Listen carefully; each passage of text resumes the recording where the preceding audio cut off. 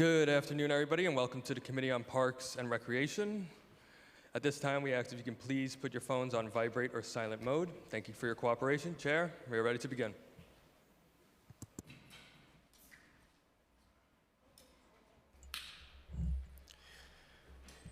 Good afternoon, everyone. Thank you so much for joining us for our hearing today on the Parks Capital process. My name is Shekhar Krishnan. I'm the chair of the Committee on Parks and Recreation, and I'd like to welcome you all to this hearing. And thank you all for attending today. We'll start with an opening statement and then move towards our testimony from the administration and the public as well. I'd like to also thank my colleagues who have joined us today, who will introduce momentarily. Today's hearing will examine how we can improve the efficiency of the Parks Capital Project process, as well as consider 3 pieces of legislation before the committee. The road to completing a Parks Capital project is typically long and complex. It begins with the Office of Management and Budget, or OMB, approving a project once it has been funded. Various stakeholders will then develop the overall design of a project. Afterwards, when the scope of the project has been established, it must be approved by the Public Design Commission, PDC, and sometimes even the Landmark Preservation Commission, LPC. Oftentimes, PDC will disapprove of a project and send it back to be redesigned or corrected, thus increasing the project's timeline. When it is finally approved, the project may proceed to the remaining phases: procurement, construction, final inspection, and closeout. It will come as a surprise to no one attending or watching this hearing that this process has traditionally been faced with delays, cost overruns, and a lack of communication between the city and those who fund these capital projects. Some other concerns have also been raised regarding the Parks Department's project planning process and the process by which the Parks Department's method for prioritizing funded projects. To its credit, the Parks Department, under Commissioner Sue Donoghue, has recognized that the process needs to be improved and has already implemented numerous reforms. Taking a step back for a second and just thinking about the issue that we face today, both as the Parks Department and our city agencies throughout New York City, the fundamental question that this hearing and the work that many of us are doing both in the City Council and as advocates in our parks community and broadly across the city is to answer the question of how is it, once a project is funded, be it a park, be it a library, how can we ensure as communities, as elected officials, that that project gets built as expeditiously and as efficiently and in a most cost-effective manner? In other words, we want to ensure that our city can build back faster. Because when we think about the challenges we face, and we know that parks and green space in our city is fundamentally an issue of social justice and equity. That there are many communities, like my own in Jackson Heights and Elmhurst, that have little access to park space. But we know how crucial our parks are and how restorative they are for our mental health and well-being.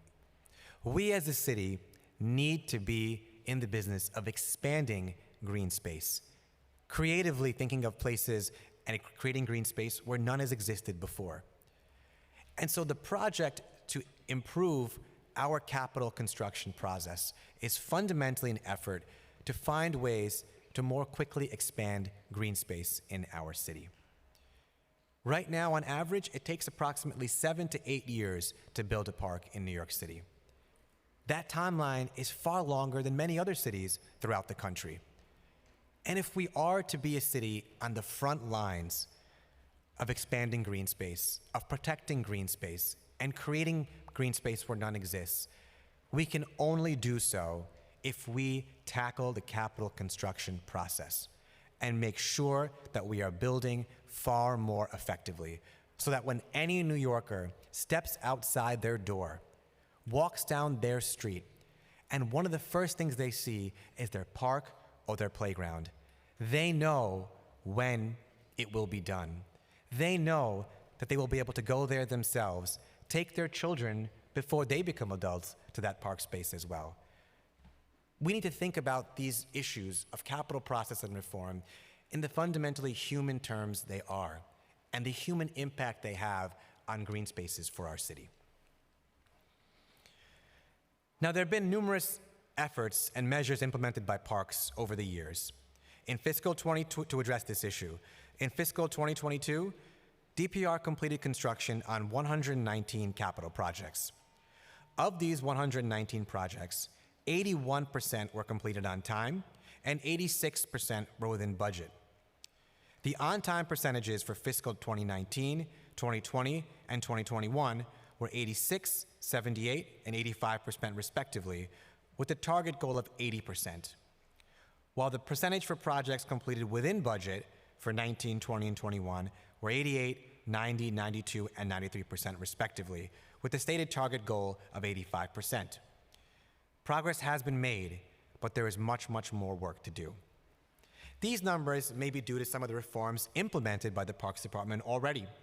More baseline funding for more capital division staffers, funding for a full capital needs assessment that will provide parks with a more comprehensive understanding of the needs of the park system, establishing a pre-qualified list of contractors for projects under $3 million, a reduction in the average time for design, an increase in the time that project designs were being approved by the PDC, a reduction in the number of change orders for projects, and streamlining internal reviews for the design phase, and using more standard designs for items such as comfort stations. While their efforts to improve the process is commendable, much more needs to be done. I am pleased that Mayor Adams has recognized the need to improve the whole capital process for New York City by launching the Capital Process Reform Task Force. While it is currently working on issuing its final recommendations, many in the advocacy and construction community have advocated for years that various reforms be implemented, including the following. The city should provide the Parks Department with its own discretionary capital budget to enable it to better plan and budget for capital projects over the long term. Parks should increase the technical assistance it provides to vendors and work on standardizing its invoice review and approval process. Parks should increase the use of standardized design templates to improve the speed of the design phase. The city should look at funding for in-house construction and local construction crews for parks projects. Parks should increase the use of standardized design templates to improve the speed of the design phase, as customization of every capital project unnecessarily slows everything down. And one that I also think is crucial, parks should apply much more frequently design-build principles to a large number of parks projects.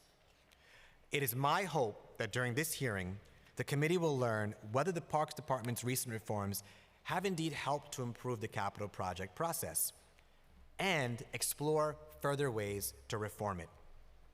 I look forward to hearing testimony from the public regarding methods that can enhance the Parks Department's efficiency, services and distribution of resources, expand union labor, reduce costs, and increase parks construction efficiency for the entire park system with respect to its capital projects.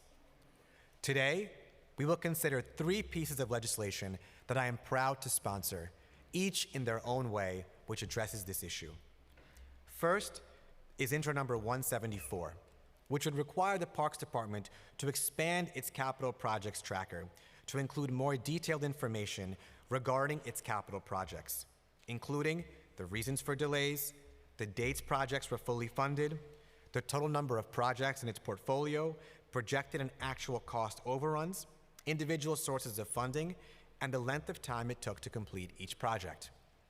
I'm aware of the citywide efforts to provide greater transparency across capital projects in New York City.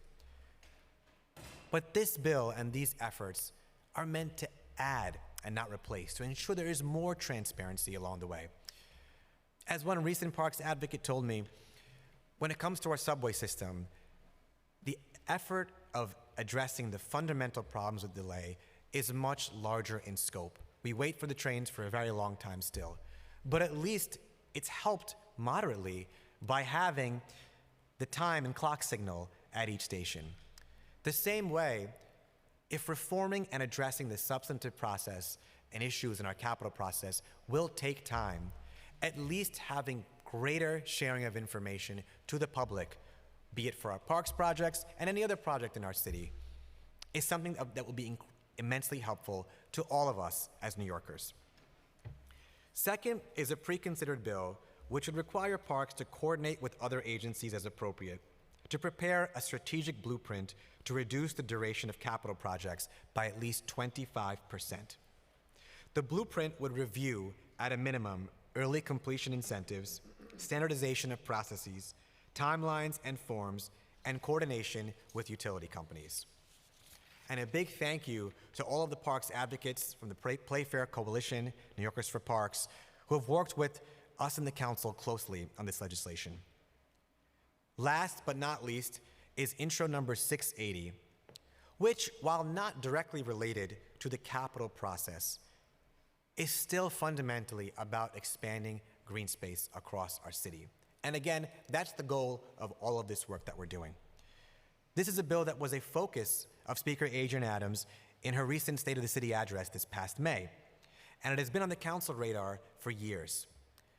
The bill, Intro 680, would require the Department of Transportation, in conjunction with the Department of Environmental Protection and the Parks Department, to conduct a survey of streets with dead ends, located in residential zones in each borough, parcels of vacant land owned by the city, and land that abuts highway entrances and exit ramps that are suitable for microparks, bioswales, and the planting of trees or other vegetation.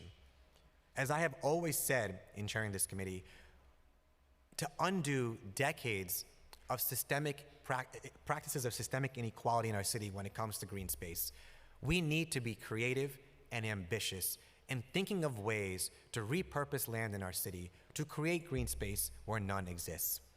And this bill is a critical effort to doing so. I look forward to examining these pieces of legislation and the capital issues in more detail, so we can inform what needs to be done in order to ensure that capital projects are completed quickly, safely, and at a reasonable cost to the city's taxpayers. I'd like to welcome the administration and the advocates who have come to testify today. Thank you. Before starting with testimony, I'd like to welcome and thank my colleagues from the committee who are here today and from the council generally. Councilmember Moya, Councilmember Dinowitz, Councilmember Lee, Councilmember Menon, Councilmember Ressler, Councilmember Ung, and Councilmember Carr. And now I'd like to call up, on behalf of the administration and the Parks Department, our first panel to testify. Commissioner Sue Donahue, Deputy Commissioner Therese Braddock, from Department of Transportation, Leslie Wolf, from the Parks Department, Matt Drury, and from the Parks Department, Deputy Commissioner Jennifer Greenfield. Thank you all so much. Commissioner Donahue, we're happy to hear your testimony. Great. Thank you, and good afternoon, Chair Krishnan. Sorry, one technicality. Yep. You'd think as a lawyer I'd remember all this, but I always forget. We have to first swear you all in as witnesses first. Thank you, Chris. Thanks, Councilmember. Chris Sartori, Committee Counsel. Do you affirm to tell the truth, the whole truth, and nothing but the truth before this committee and respond honestly to Councilmember questions? Yes. I do. Thank you. Okay, good.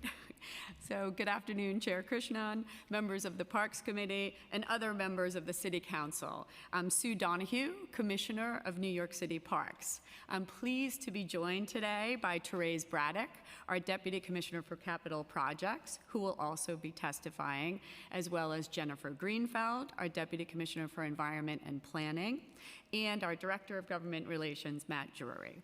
I want to start by noting our appreciation for the Council's continued advocacy for our city parks and for the funding and support it has provided for park improvement capital projects, which leads us to the topic of today's hearing.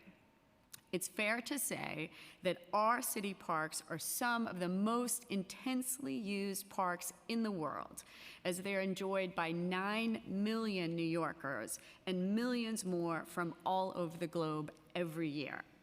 Our park properties are vital city infrastructure, and like all infrastructure, there's often the need to redesign, construct, or renovate our parks through major capital improvements.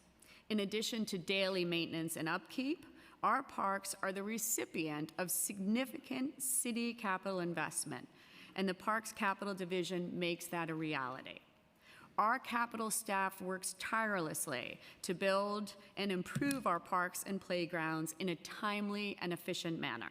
We pride ourselves on our creative designs, which are shaped by public input, so these spaces can best serve the local community and result in inspiring and fun parks, playgrounds, facilities, and open spaces that are restorative, engaging, and built to last. Constructing anything in New York City is an incredibly complicated undertaking, and it's no secret that the city's capital process is complicated and lengthy. New York City Parks does our best to deliver a finished capital project as soon as possible, but we also need to make sure that the final project has a full, useful life as a valuable public asset, and that the process is conducted in accordance with the numerous laws and regulations put in place over the years.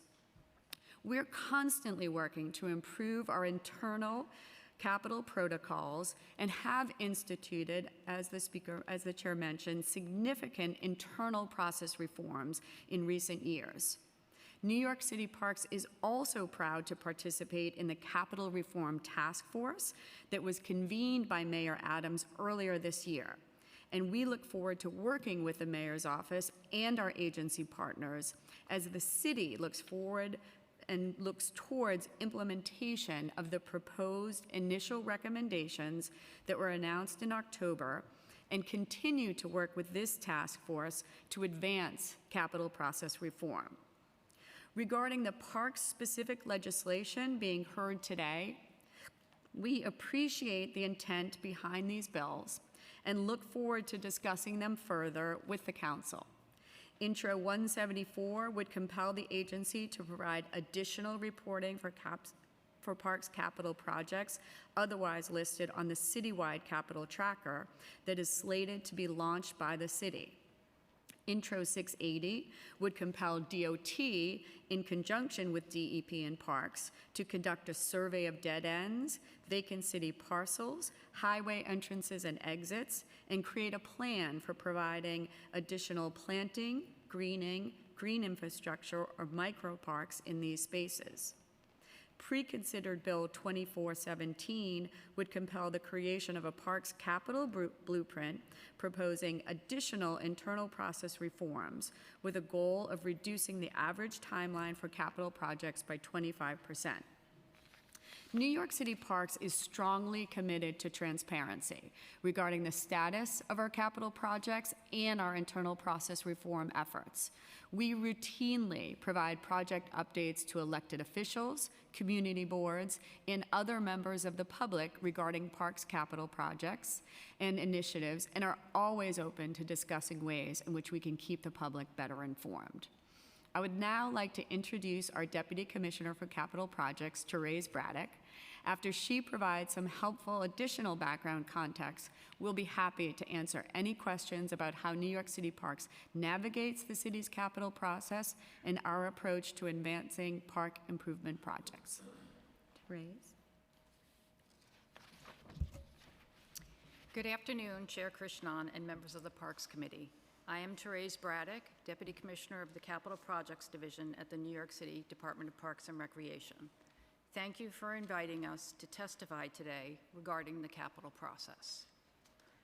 I'd be remiss if I didn't begin by first thanking the Council for their ongoing support of parks.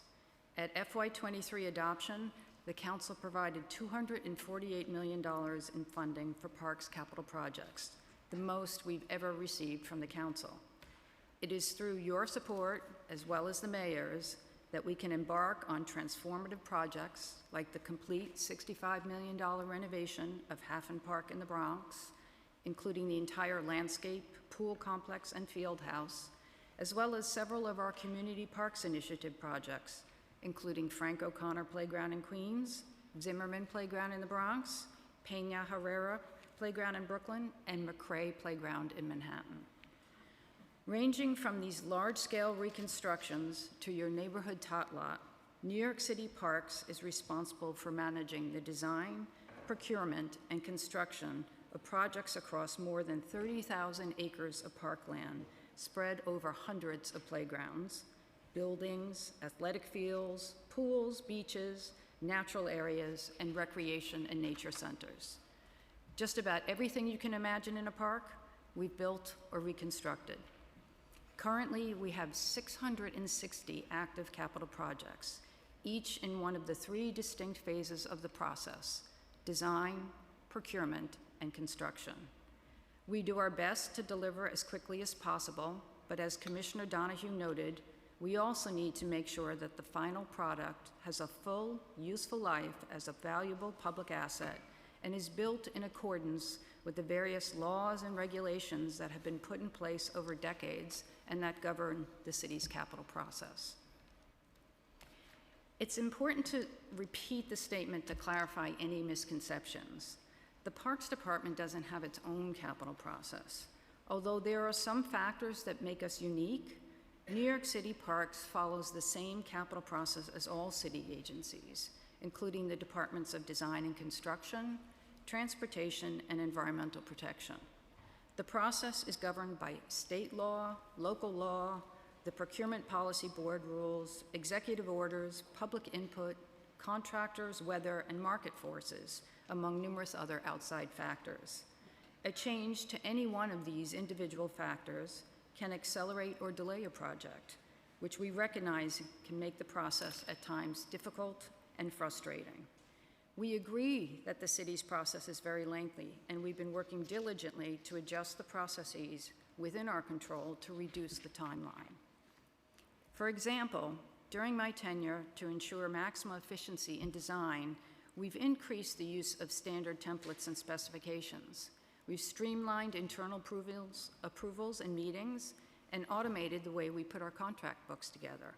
These changes and others have cut the design time for our typical landscape projects in half, from over 24 months in fiscal 14 to 12 months in fiscal 20. Unfortunately, the COVID-19 pause brought those numbers back up again. However, I'm happy to report we still average between 12 to 15 months for most design schedules. It's also important to remember that during the COVID pause, over 400 procurements were completely stopped for an entire year, from March 2020 to March 2021. During that time, we couldn't bid out, award, or register construction contracts, and we couldn't hire design or construction management consultants. Instead, we worked on digitizing some of our internal processes, including consultant payments and our MWBE small purchase procurements. We also got every project positioned to move forward toward bidding once the pause was eventually lifted. And we published a schedule of upcoming bids on our website so contractors could plan for the contracts that they wanted to bid on. Much of the progress we made during that time was due to the incredible effort of our in-house staff, many of whom were working remotely. Along with our online platform for contractors to download our bid documents, these changes have had positive impacts and resulted in an average of 8 bids per contract, a 50% uptick from pre-COVID. Additionally, over 60% of the bids were coming in at a lower cost. The end result was that Parks was able to start construction on over 100 projects this past spring. We also achieved a 45% MWB utilization rate in fiscal 22. That's the highest rate we've ever achieved and the second highest of all city agencies. Finally, a greater portion of our construction projects are being completed early. That's 30 days ahead of schedule. In fiscal 22, 32% of our projects were completed early, compared to only 13% in fiscal 14. And the number of change orders per construction project had been reduced 46% since fiscal 14. Parks is extremely proud of these achievements over the past several years to streamline the internal processes for the agency, and we welcome this chance to update the council on the ongoing work citywide to reform the city's capital process, which focuses mostly on the external factors that are not within the Parks Department's control. As Commissioner Donahue just referenced, the Adams administration took an unprecedented step and in April 2022, convened a task force comprised of contractors, design professionals, labor leaders, as well as representatives from city capital agencies and oversight agencies, including OMB, the Mayor's Office of Contract Services, and the Controller's Office. Collectively and collaboratively, we've been working together to undertake a comprehensive review of the city's capital process with the goal of reducing time and cost for all projects. In October, Mayor Adams announced the task force's initial recommendations with proposals to improve the project pipeline, streamline approvals, manage projects more effectively, reform procurement, and grow the number of New Yorkers who can participate. Implementation of these ideas will allow the city to reduce project completion time, save taxpayer dollars, enhance participation and inclusion, and address emerging needs. We look forward to continuing to work with the Capital Process Reform Task Force to further better this process for all New Yorkers. And we brought a few printed copies of the task force's initial report with us today and would be happy to send you a link to the digital file later if you haven't already read it. Thank you for allowing me the opportunity to discuss the efforts to reform the city's capital process and improve delivery for the capital projects that build our city's green and open spaces for all New Yorkers. We'd like to thank the Council for their continued interest in this topic, as we know how important these park improvement capital projects are to the constituents in your districts. If there are questions regarding the city's capital process and our approach to advancing park improvement projects, we would be happy to answer those at this time. Thank you.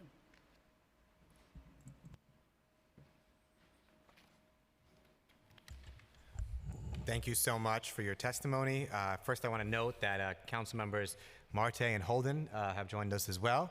I first want to begin by, in addition to thanking you for your testimony, thanking you for your work every day. If there is any leadership in the Parks Department that can ensure that our capital process, our Parks Agency is responsive to the needs of New Yorkers, it's you all here today. Commissioner, Deputy Commissioners, I've worked with you all on a number of different projects on a wide variety of issues and really appreciate your leadership on these issues and many others, so thank you.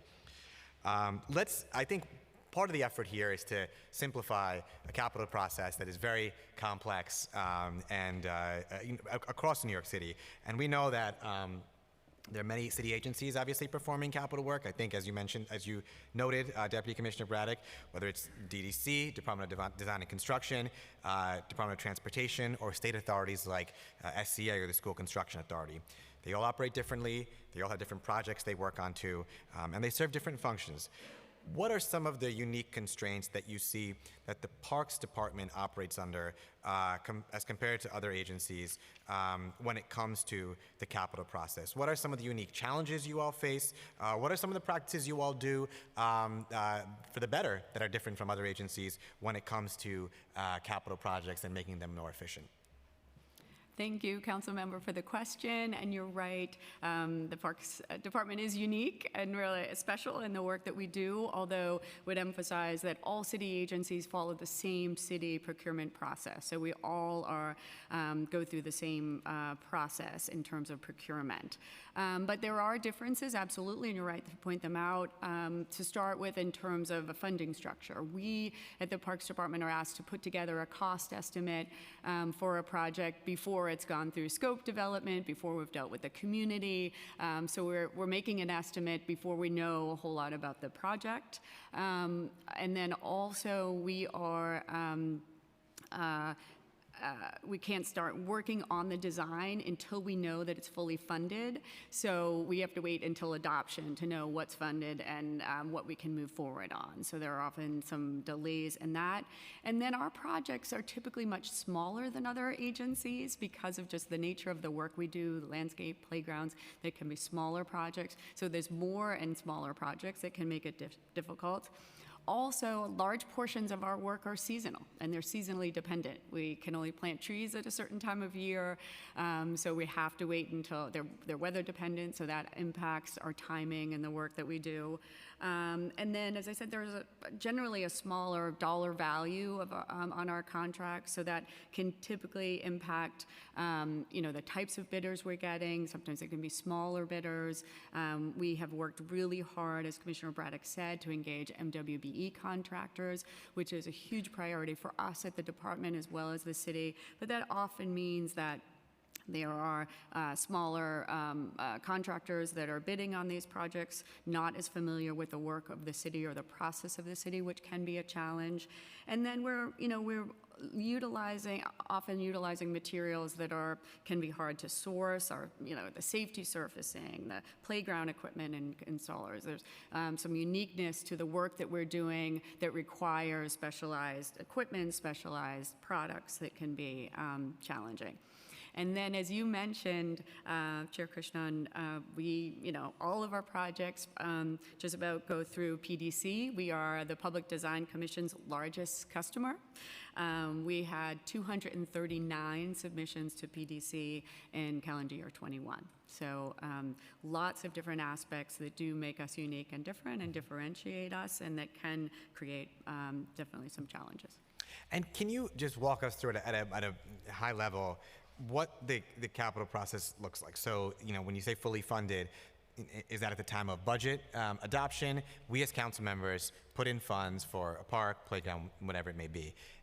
You all at the Parks Department get notified about it. What's the process from there? So do you mean assigning it to design and that kind of thing? The whole, Yes. from start to finish, of when you get the first notification to when a park is constructed. Right. Therese, can I have you jump in there? Sure. Thank you. And it's a very good question, because I think, as Commissioner Donahue was just saying, it leads a little bit into a little bit of the uniqueness of the Parks Department as well. Because when adoption happens and we understand which projects are funded, we aren't able to plan ahead of time. Sorry, Deputy Commissioner, do you mind moving the microphone just a little bit closer? Sure. Thanks. Is that better? Yes. Sorry. What I was saying is that at adoption is when we learn whether projects are funded or not. And because we only learn at that point in time what's funded, it's very hard for us to plan ahead of time, because we don't know exactly what our work detail is going to be. So as you can imagine, as you're trying to plan for your staffing and so forth, it's hard when you're finding everything out all at the same time. So the funding comes into the budget. We have to take a look at it to make sure that the funding actually matches up with the cost estimate that we had prepared earlier. And again, to the Commissioner's point, that cost estimate is done without knowing what the scope of work is. So we match up that cost estimate with the funding that's in there, and then we work to assign it to a designer at that point in time. We focus mainly on life safety issues first, on assigning those projects that are most critical in terms of life safety to staff first. And then we try to look at things equitably across the board to make sure that we're touching every community board in every borough. But as you can imagine, not everything and not every project can start all at the same time. There is this misconception that the minute adoption happens, that project is going to start immediately in design. That's obviously not really possible for that to happen. And so we spread those project starts over the course of the fiscal year. Thank you. I'm going to ask a few more questions and then turn it over to my colleagues for a round of questions, and then come back for a few more. One of the questions that I have also is, and I mentioned before in the opening statement, is would the Parks Department, what currently is the Parks Department's approach to design build practices? Would the department consider using those practices more frequently, and how so, like the Department of Design and Construction does?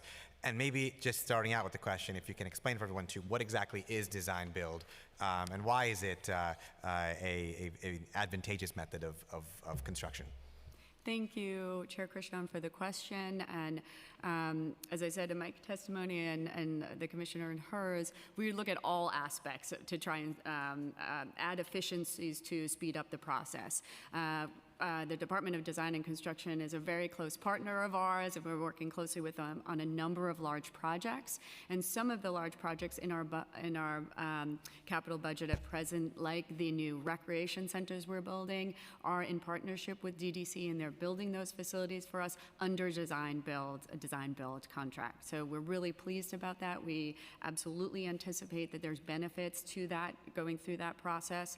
And it's something that we have looked at internally and looking at both where we can partner with DDC on projects like that and how we can maybe bundle projects so that they could go through a design-build process. In terms of the differentiation in that, instead of design, put it out to bid, and build, design and bid comes together. And so that it does make for a more efficient, can streamline the process, absolutely. So you're not waiting for design to be complete to bid it out. But I'm going to ask Therese if I left anything out of that. Just want to make sure. No, thank you. And it's a great question because it's something we have been working very, very collaboratively with the Department of Design and Construction on, as the Commissioner mentioned. And it's been made clear they are the ones that have the most expertise with design build at this point. It's been made clear to us from speaking with them that a lot of our smaller projects, smaller in dollar value, are not exactly attractive to design build firms. And so their suggestion to us is if we were going to use design build to bundle some projects together, as the Commissioner mentioned. And so in addition to those recreation centers, we're working on bundling a number of comfort stations together in one design build contract, working with the Department of Design and Construction. It's a completely different method of procurement, as the Commissioner mentioned, and so it requires a totally different staff in order to move that forward. We're very excited about it, and we're going to continue collaborate with DDC on that. And if I may just quickly add, I think we'd be remiss if we didn't thank the governor and the state legislature for their support. It requires state authorization for the city of New York to put this practice into place. So we're obviously very, very appreciative of the administration, the state administration leadership there on that front. And what is the criteria by which the Parks Department determines that it must contract with construction management firms to run and administer capital projects? Thanks so much for the question. I would say starting out, Chair Krishnan, that the preference of the Parks Department is always to use in-house staff for construction management. However, it's largely dependent on staff capacity, project size, complexity, but historically 70% of our projects are managed by in-house staff and 30% by CM firms. And what is the total cost of such projects that are being managed by construction management firms? I don't know if we have the total cost. That's something absolutely we can follow up with you on and get that. Right now, currently, we have 82 projects that are managed in-house and 50 that are managed by consultants. But we can absolutely get the cost of those projects. Sure. Does the Parks Department have a breakdown of active capital projects and spending by borough? Absolutely, I'm sure. Yes, we don't have that today, obviously, but sure. we can certainly provide that. If you can, I'd appreciate it. Thank you. Has the Parks Department pursued an expansion of its pre-qualified list or PQLs for contracting work? As stated earlier, we absolutely always look to use in-house staff first, but depending on complexity of a project or staffing capacity or needs, we will go to a pre-qualified list. They still have to bid on the projects, but it is something that we utilize. And as I understand it, that there is a $3 million cap for placed on projects that would be using pre-qualified vendors. Why not increase the cap to more than $3 million to allow for a greater number of pre-qualified bidders? Thank you for the question. It's actually a really good question, and we're really, really proud of our pre-qualified list. It is really an entree to a lot of smaller contractors who are looking to get their foot in the door. It's a source of a lot of our MWBE contractors, because the pre-qualified list, it mandates that you either have to be an MWB prime, enter into a joint venture with an MWB, or you have to subcontract out 50% of your work to an MWBE. So we are constantly looking for ways to increase the number of pre-qualified vendors on that list. And we're also looking to create a new pre-qualified list for our building contracts. So we're constantly looking for ways to increase that. Contractors can join and ask to be included on the pre-qualified list on a rotating basis. There is no deadline or timeline. It's constant. And what's the current number of contractors who are on the list? We currently have 26. 26. Now, talking about contractors, I have a few questions here as well. You know, one of the things that comes up and concerns that we hear from the public and constituents a lot too is, in addition to expanding the list of contractors that can work on these projects, is also if there are delays in the contracting process and how that impacts the construction of parks. So does the Parks Department keep its own internal database on contractor performance, independent of Vendex, to gauge how contractors that it has chosen to work with have specifically performed on prior Parks Department projects? So thanks so much for the question, and it is an important one, absolutely. In terms of contractor process and evaluation, we absolutely follow the city's process. It's something that the Capital Division works on very closely. We have daily and weekly progress reports, and we document any kind of delays. We track progress and percent completion at regular dashboard meetings. Vendors who are not performing are issued letters when they are 20% behind. They're called in for meetings, they're given deadlines, and performance is formally documented in the passport system, and there are evaluations at the end of the project or annually. So they are we're actively on top of and tracking progress, and we are actively documenting when there are issues, absolutely. And so when the Parks Department determines that a contractor working on a project is either not meeting Parks Department expectations or violating the terms of its contract, what measures does the department take at that time to address such noncompliance? So, as mentioned earlier, Chair Krishnan, so, they're called in for meetings, they're given deadlines, their performance is formally documented. I will state that, defaulting the contractor is definitely a last resort for us, just because it's a very lengthy process. In best case scenario, it's going to take 9 months to go through a default, and it severely delays completion of the project. So we do all that we can to work closely with that contractor to bring them in, to try and push them to complete the project. But the procurement and capital rules make hiring a replacement very difficult, and being very much aware of the stress, and focus on getting these projects done, it is absolutely a last resort. We try and work really hard with the contractor to get them to perform. And then how do you resolve then the tension that comes up between their contractors who are not performing, they're creating lengthy delays, but if decertifying them or finding them in default is a rare, seldom used option, they essentially have a lot of leverage to say, even if we don't comply, we know the Parks Department will stay with us. And so I'm wondering how the department resolves that tension between ensuring the contractors stay on their timeline, but if it's not working, there are a number of different contractors that would do the work at a much faster clip and in compliance, but if Parks doesn't turn to them, they can't be used. So how do you resolve that tension? Thank you for the question, and it's not that we wouldn't turn to them. We absolutely would turn to them, but we are also, in our mind, we're being very conscious of the fact that, it's going to delay the project by 9 months to a year.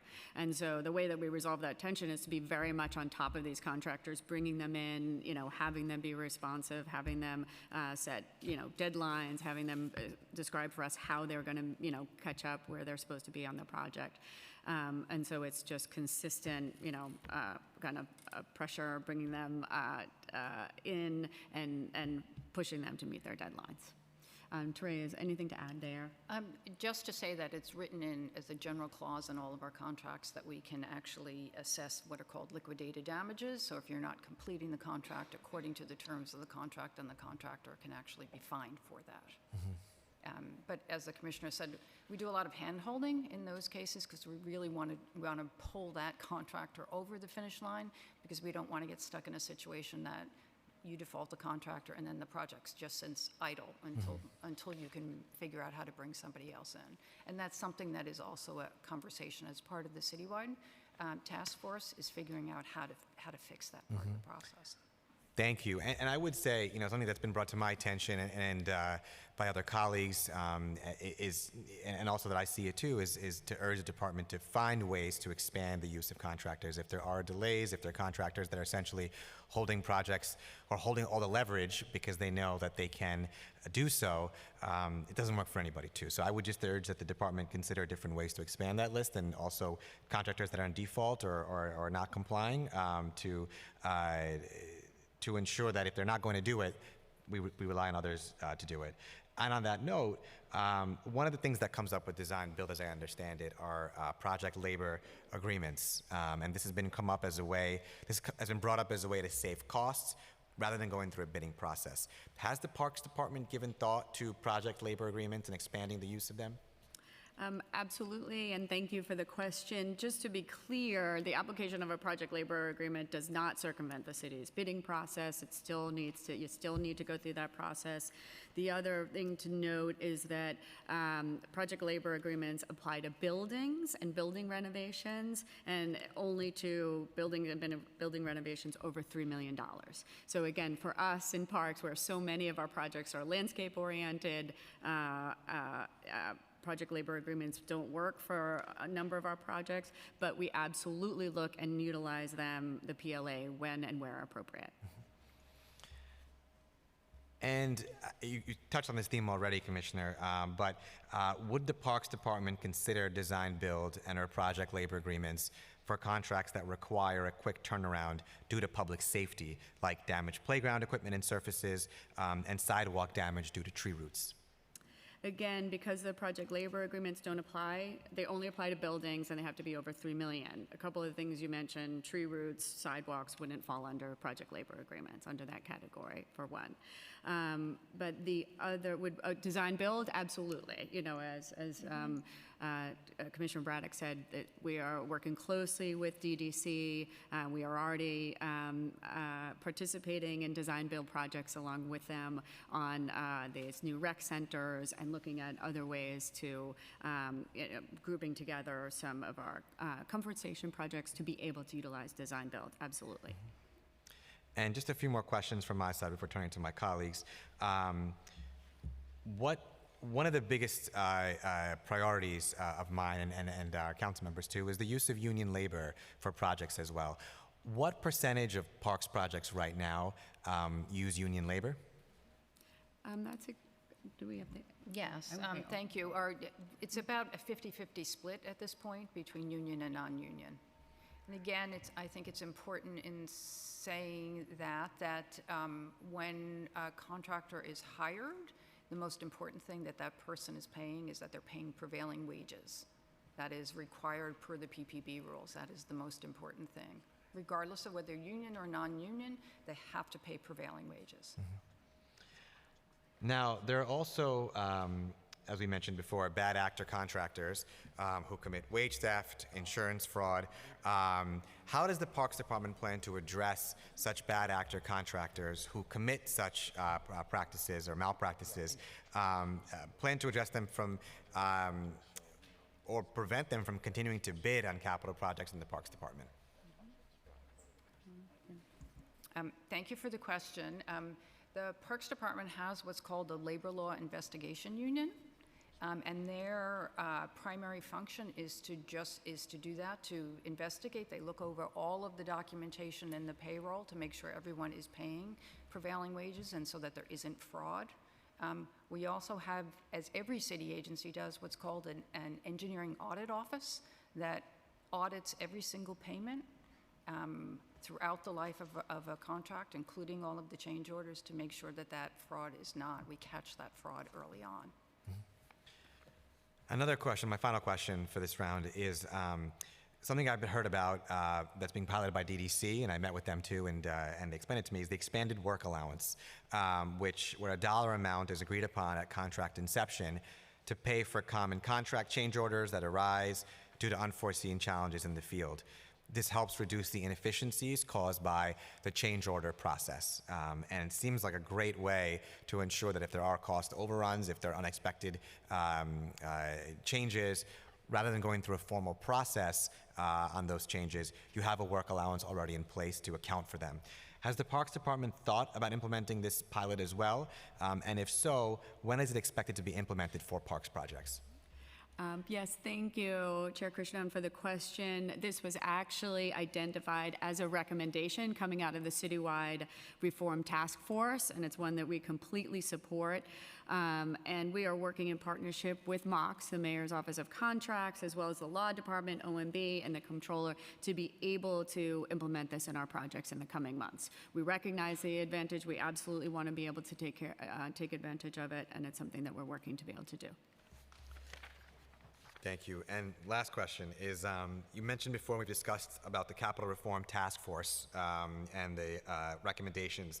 Is there an update on when the task force, on the Capital Process Reform Task Force final recommendations that were to be announced in December of this month? Thank you for the question. And as we mentioned in our testimony, we have copies of the initial recommendations of the task force that were made in October that already do help us move forward some important aspects of capital process reform. We are actively engaged in meetings still of the task force, and we're looking forward to it continuing. We don't have an update on when the final recommendations will be made. There is a lot of work to be done there. We're really hoping that the task force, the work of the task force will continue because there's a lot of work that we're engaged in that we think is going to be beneficial to capital process reform across all city agencies. Thank you. And now we'll turn it over to questions, beginning first with Councilmember Carr. Thank you, Chair Krishnan. Commissioner, it's good to see you and your team here. Thank you for being with us today. I'd like to ask some questions about contractor selection. So I understand that generally parks and other city agencies are required to take the lowest bid, unless it's irrationally low. Are there any other reasons in which the agency would be able to set aside the lowest bid?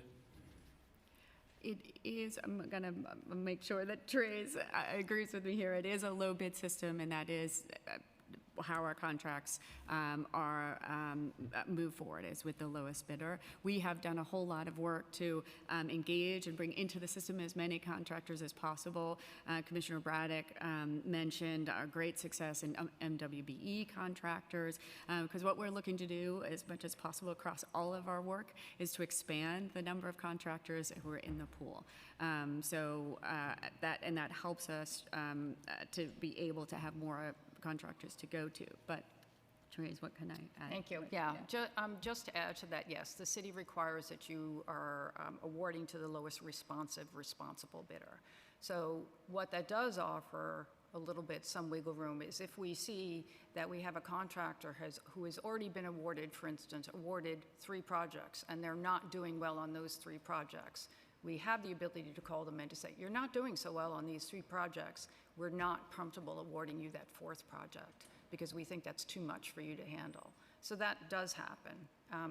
And if it's a new vendor, a new contractor completely, we always call that new vendor in and have a conversation with them, make sure that we feel comfortable that they can actually handle the work before starting. So there is a little bit of wiggle room there, yes. I appreciate that. So other than for capacity, there's no way for you to look at the history of a contractor and say, like you do when they do have a capacity issue, hey, you have a history of not delivering on time. Some of the actors that Chair Krishnan was talking about earlier, and say, I'm sorry, you're not someone that we've had a very good business relationship with, and we want to look at someone else who maybe came close to being the lowest bidder, but has a much more reliable relationship with the agency. And we. And is that something you would want if that was something we could talk about having a change in? I know you're in the same cart with a lot of other agencies. Yeah. One of the also good things about being on a citywide basis is there is that citywide system so that we know whether or not that same contractor who's maybe not performing as well, if they worked for another city agency and that other city agency has also put in an evaluation and that evaluation is not very good, we know that that's a red flag for us and that's something where we can pull them in and talk to them about that. We can also pull them in if they submit a bid and we see that their bid is very unusual, or there are some light items that are very, very different than the other bids that have come in. We can also question them about that. No, I appreciate that answer, but I guess my concern is if there's this reluctance, right, to kind of change a contractor midstream, and I get that completely, because you wouldn't want to get a call from me or my colleagues saying, why are you delaying this project by changing a contractor? But you have an opportunity in the future to take that information into hand and then prevent bad actors from continuing to slow down capital projects. You can do that. Okay. You have to document through the evaluation process that that contractor failed his responsibility to complete that project, and then that helps you to ensure that he's not hired again. But that's if they fail to complete. A lot of contractors are completing, but they're completing well behind schedule. There are other delays. So I guess there's this intermediate actor who maybe isn't a bad person. They're just a bad business person. And it seems like that there's no ability to take that into hand unless there's that capacity issue. Am I understanding that correctly? You are understanding that. Okay. It's something we're working towards. Okay, thank you. Councilmember Ressler? Thank you, Chair Krishnan, and it's good to see you, Commissioner and Deputy Commissioner. I just want to firstly echo Chair Krishnan's sentiments of just how pleased I've been in the working relationship we've developed with the Parks Department, how responsive you've been, Commissioner, and your team. Deputy Commissioner Braddock came out and visited us on the promenade. Deputy Commissioner Greenfield came out and visited us. We have really enjoyed working with the leadership at the Arsenal, and I really want to thank you for the thoughtfulness and creativity and responsiveness. It has been noted and appreciated. And I echo Shaker's sentiments again that I think the capital project process at the Parks Department and, more broadly, has been broken for a long time. But I'm hopeful that you all are moving things in the right direction and have the capacity to move things in a better direction. So in that spirit, as you all note in your testimony, as we review in our reports, the average capital project at the Parks Department takes up to about 4 years.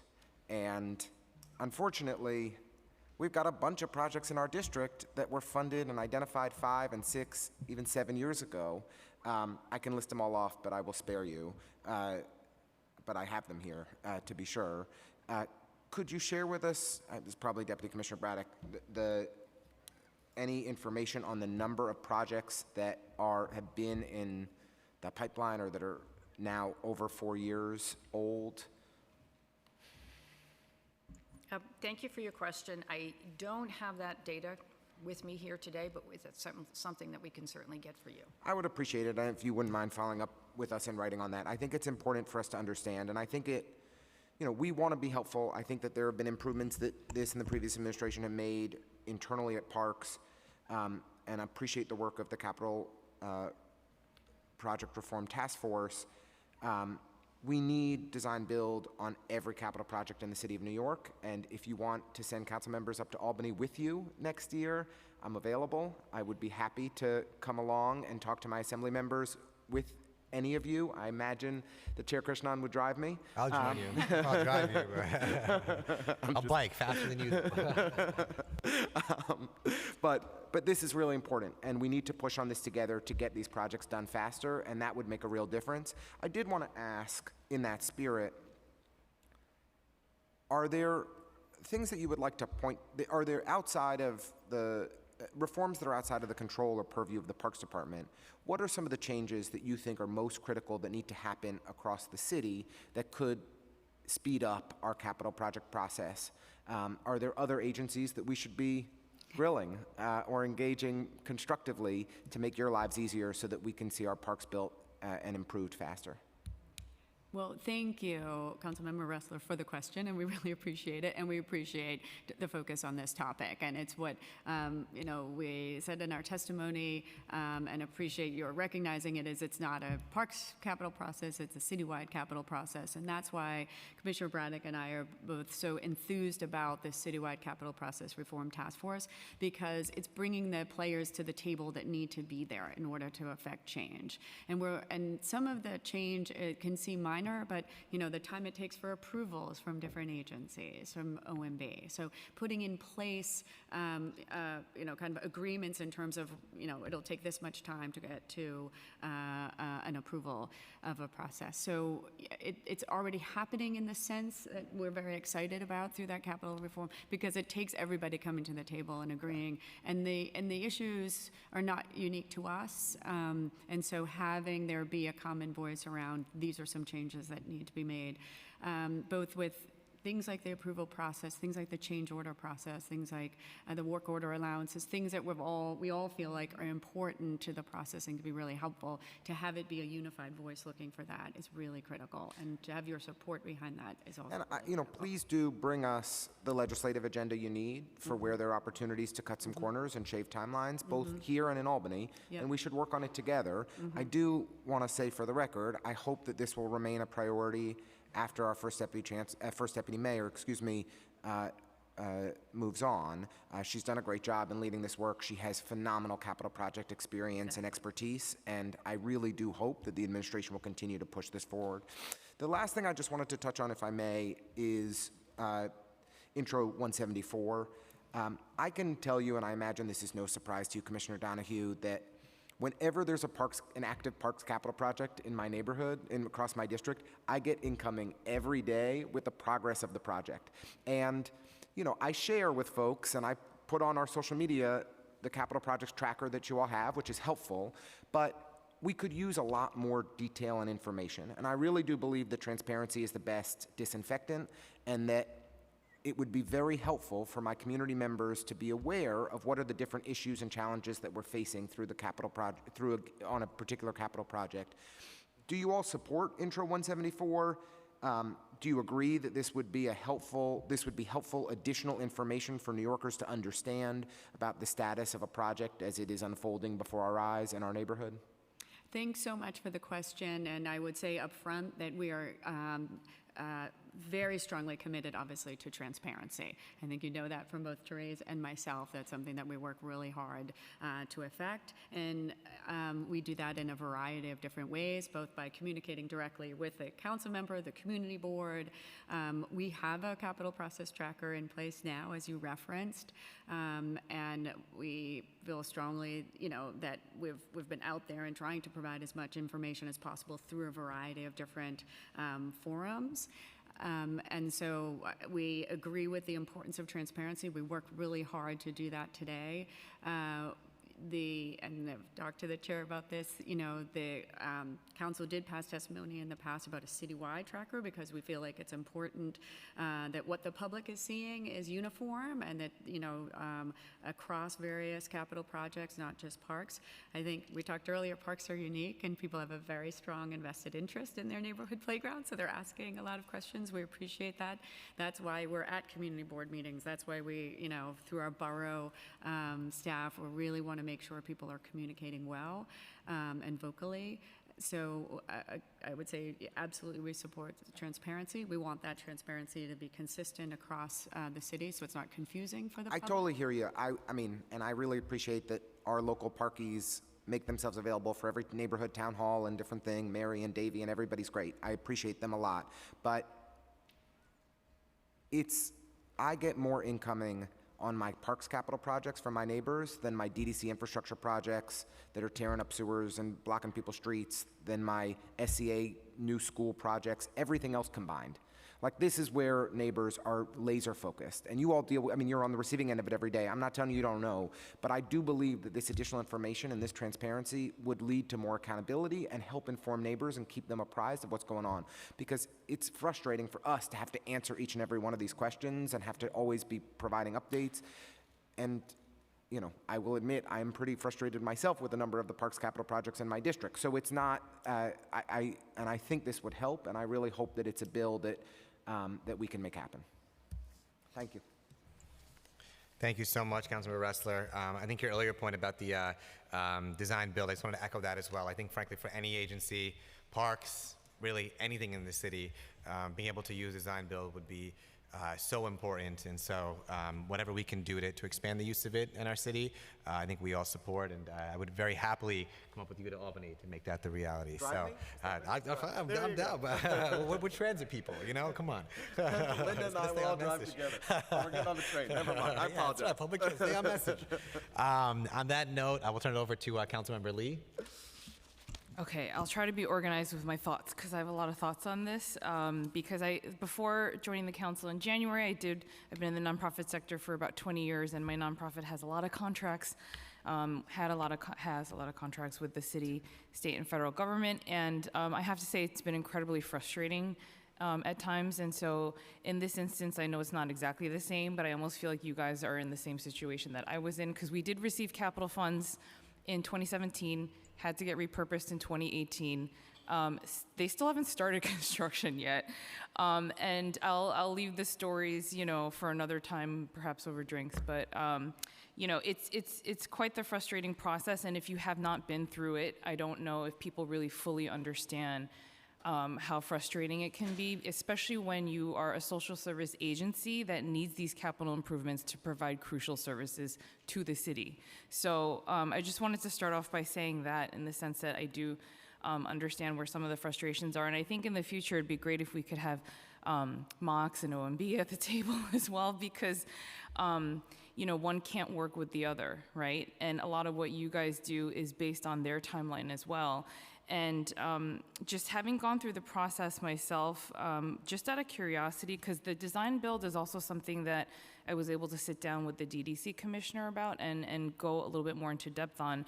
And just from your perspective and from what you know, do you think that this would be a real tangible solution in terms of shortening that upfront, time length lag? Because I think a lot of where at least my experience has been was that we would be 1 or 2 years into the project and we had already submitted all the documents, and they have had the documents for X number of months, and then it's like, as soon as I thought things were good, it's like, but wait, we have something else we need to change. And that happens so many times, and I just wonder if you think this could help streamline the upfront part, because as the delays go on, I would actually argue it, in terms of city dollars and tax dollars, that actually wastes a lot more dollars, because the scope decreases, costs increase, and then you have less bidders that are willing to bid on these projects because the scope is decreasing with the costs. And so I just wanted to hear your thoughts on that. Thank you, Council Member, and we really appreciate the question. As we stated earlier, we are working closely in partnership with DDC, and they are using the design build process on some of these big recreation centers that we have moving through. We absolutely can see the benefit, and we are anxious to, again, these projects aren't completed yet, so we want to really understand and see the process. But we are open to and looking at all different ways that we can help to reform the capital process and speed things up. So we have our eye very closely on it. We work closely with DDC and the DDC commissioner. As we said, we have these big rec center projects. We're also looking for, is there a way that we could couple some of our comfort stations and do that through a design build process. Some of the challenges that, as Commissioner Braddock said, some of our projects are generally smaller than a DDC or DEP, and so they're potentially not as attractive for a design build for people to be bidding on those projects. Remember, one of the things we're looking to do is expand the pool of contractors interested in our projects, not limit. And so if there are instances where we can, put projects together that could go through design build, absolutely would want to look at that. And, with the thinking that we want to do everything we can to help speed up the process, but it needs to be that it's workable for the type of projects that we have. Right. And I guess you kind of totally segued perfectly into my next question, which is about the contractors, because I do think I agree with what you were saying, Chair Krishnan, in terms of, whenever possible, also using labor, right? Because there is a built-in infrastructure there, which I think is already set up for that. But at the same time, in terms of I was actually surprised when you said 26 contractors, because when I think of all the parks and all the projects that are happening, that seems very small. And I know that,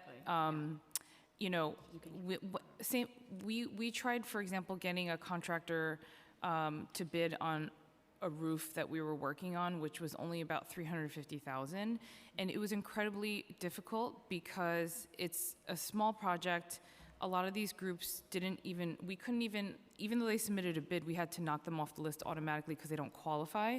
And then even for the ones that do qualify in terms of MWBE as well as other qualifications, they had never gone through a city capital project before, and it's a shock. I'm just gonna so is there anything that you think that we can do on, on the city side in terms of, requiring certain, I don't even know if training would do it, but just, I think the paperwork is really the thing that, they can do the work, they can do the construction. I don't think that's the issue. I think the issue is the paperwork and dealing with the actual contracts and the agreements, because that takes a lot of their time and labor that they're not usually used to working on. So, what are some things that you think that can be done to sort of increase the pool of contractors and also prepare them better? Thank you very much. And I very much appreciate that you seem to, in some ways, empathize because you understand the process because you've been through it before. So thank you very much for those comments. Just to clarify, the 26 contractors that we mentioned, those are just the contractors that are on our pre-qualified list. Got it. That's not the totality of all of our contracts. We have, hundreds of contractors that bid on our work. One of the things, just to touch a little bit, and you're absolutely right, and this happens quite a bit on parks projects, as we mentioned earlier, we get a lot of new contractors, and particularly some folks are just trying to get their foot in the door, and so they don't understand the city's process. It's overwhelming to fill out the paperwork just to get paid if you've never done it before, to make sure that you're including all of the right paperwork. And so part of what we've also been talking about on the citywide task force level is whether or not there are mentoring programs that can be offered to contractors to help train them and to guide them a little bit more through that process.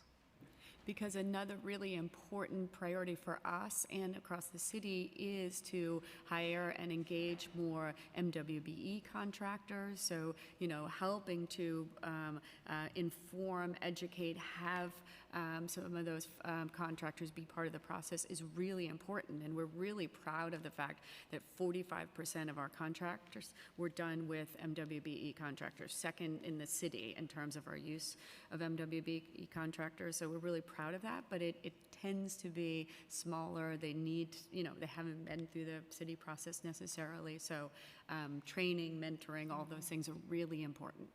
Okay, and I guess just my last question, sorry, if I may, is, I know that there are certain pieces of this process that are in your control and a lot that's not in your control. And so in terms of both within Parks Department and also externally, just if you could give, if you had your magic wand you could wave, what are some top line recommendations that you would give us? And you don't have to necessarily answer now, but I'm just curious to hear your thoughts because I'm sure that there are things internally that, you could do better on, but also even outside of that, what have been some of the barriers? Thank you, and it's such a good question, and it's something that we've obviously thought a lot about.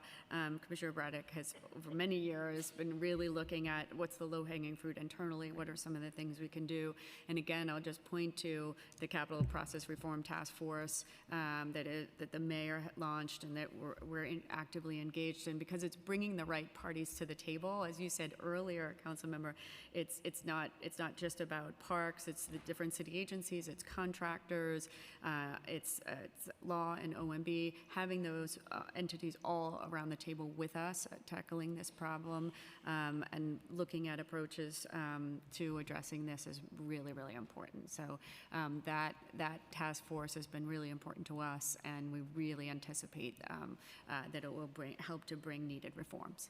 Nice. Thank you. And I will say Mox has definitely done a great job streamlining things, because when I think of Vendex and the system previously, it's so much better now. So in that sense, hopefully it'll help with transparency as well. So, yeah. Thank you so much, Councilmember Lee. I also want to note that Councilmember Velasquez has joined us too.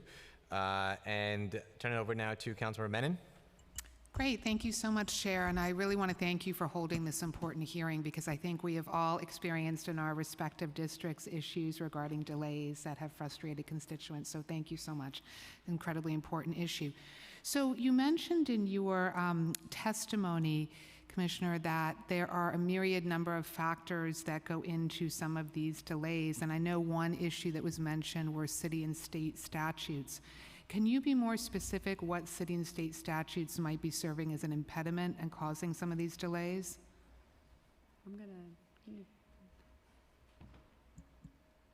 Thank you for your question, because it is overarching, and again, to go back to so much of what we said in our testimony, it is a city, it's not a Parks Department process, it's a city process. So in general, the entire process is governed by, on the procurement side, the Procurement Policy Board rules that are written into the city charter as well.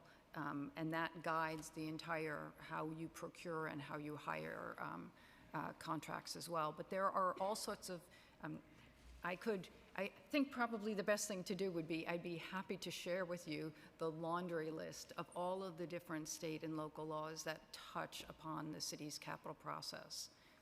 It's quite extensive, and we'd be happy to share that with you. Okay, thank you.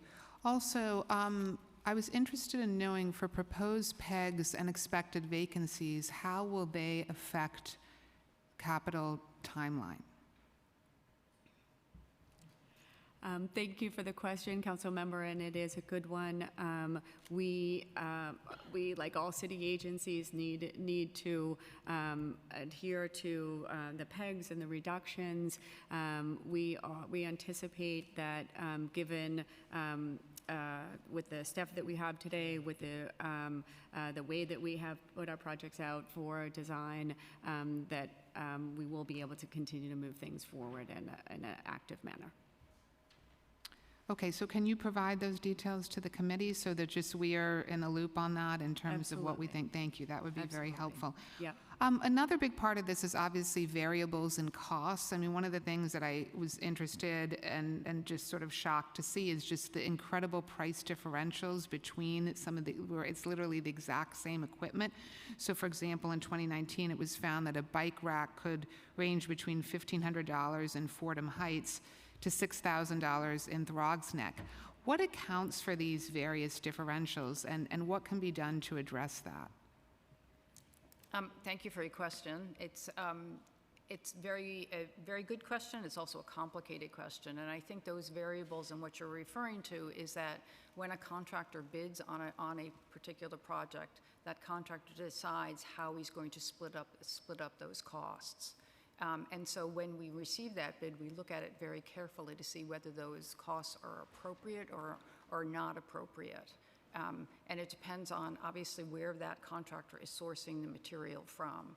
So when we review that bid, we're looking at that very, very carefully to see whether or not, again, as I said, it's an appropriate cost or not. And if we think it is not appropriate, then obviously we're calling that contractor in to find out why there is that big difference. So building upon that, and I know the chair asked a question about this, so when a contractor is not performing, and so it seems to me like when you've got a situation where the contractor is clearly overcharging for equipment that could be procured at a much lower cost, what are the ramifications of that? Again, when a contractor bids on a project, we're looking at the total cost, the total bid amount, and we are, per the rules, required to hire the lowest responsive and responsible bidder. But when that bid comes in, if we feel that those bid prices are inappropriate and are too high, then we can decide we are not awarding that contract. I didn't hear the rest of it, that you're not. We can decide that we are not going to award that contract. And can you claw back any of the funds? Well, if we decide that we are not going to award the contract, those funds remain in the budget. Okay. And going further on this price differential, and this is my last question. So public restrooms has been obviously something the council has been pushing very, very hard for. Again, there are enormous price discrepancies. So it can cost, upwards of sometimes $6 million to construct one of these. Why is the cost so high in this regard? Thank you for asking the question. It's something that we're constantly looking at. The average cost of our comfort stations, I know this is shocking, but I will say it, it's about $3.5 million.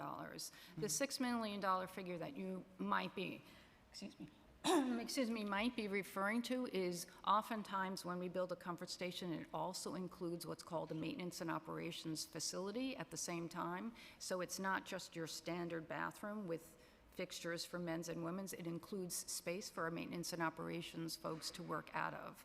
And so that's the only time where a comfort station usually is higher than that $3.5 million. Even the 3.5 million, I mean, in the private sector, we, you know, if to build the bathroom would obviously not be 3.5 million. So what? We do not disagree with you at all that the cost of the comfort stations are very high. We've worked really, really hard to bring those costs down. We have standardized our design, so it's the same design each time. We've met with our contractors to figure out what is causing those costs to be so high. We have worked with the Office of Management and Budget, OMB, to actually do what's called a value engineering exercise for them to bring in a team of experts to tell us how we can bring that cost down. We've met with the Department of Design and Construction, who have more expertise with buildings in some cases than we do, to decide whether or not we can swap out certain materials also to bring those costs down. We are working on putting in a couple of prefabricated comfort stations as well around the city so that we can figure out whether or not that will bring the cost down, understanding that when you do prefabricated buildings, usually it's the volume and number that will keep that cost down. So we've tried a lot of different things to try to bring that cost down. And last question, is Parks working with DDC to purchase in bulk? So if you're obviously erecting a number of these comfort stations around the city, are you able to harness the purchasing power to drive the cost and the timeline down? Yes, as Commissioner Donahue had just mentioned earlier, we are working with DDC to bundle a few of our comfort stations together and run them through the design build program to see what those costs come out as. Okay, great. Thank you so much. And I just want to add, Councilmember Menon, to what Commissioner Braddock said, a couple of things. Her capital team has pushed really hard to look at innovations, prefabrication, ways that we can drive costs of the comfort stations down. We are very much aware of the need to do that. I just want to add that we don't set the prices that are coming in. Unfortunately, we have seen those prices increase, but that, you know, we don't set that. That's the contractors. That comes from the bid. But there's an awful lot that has been done. Standardization, looking at prefab, looking at, you know, all types of innovative ways that we can reduce those costs. Okay, great. Thank you very much. Thank you so much, Councilmember Menon. Just a couple last questions I had. One was, what role, if any, do individual communities play in designing and having a say in the overall look of a capital project that takes place in a local park? Thank you so much, Chair Krishnan, for the question. It's something that's really important to us in the Parks Department, is the public input in our design process. All of our, aside from anything that's infrastructure, all of our projects do go through, we have a community input session where they're wonderful meetings where we actually have the community tell us, you know, we have this funding for this project, what would you like to see here? And we engage all ages, all people in the community to help us in the design. It's something that's really important to us to get that feedback. And then that feedback that we receive directly informs the design. When Teresa's team then, you know, starts the design process, they are looking at, here's what came out, this is what ranked really high to the community, and we look to incorporate that. So that public input process is really important to us. And then we also have a process where we always go back to the community board as well to show them how the design is evolving and making sure that we're hitting the things that were important to the community. And I do appreciate that, having been a part myself of those public participation sessions, both before being in the council and now in the council too.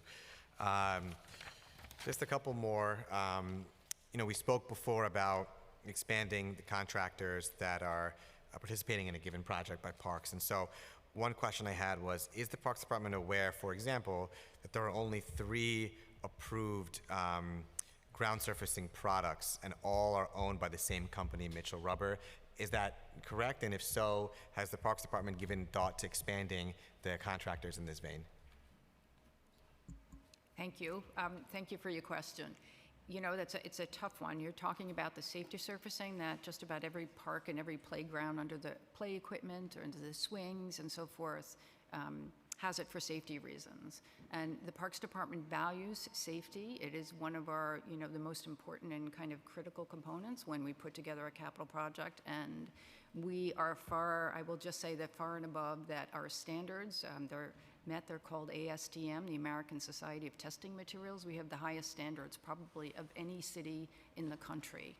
And you're referring, again, I'm referring to the safety surfacing that's under there. There are only a few manufacturers who make that safety surfacing and meet those requirements. And it is something we are constantly looking at to increase that number.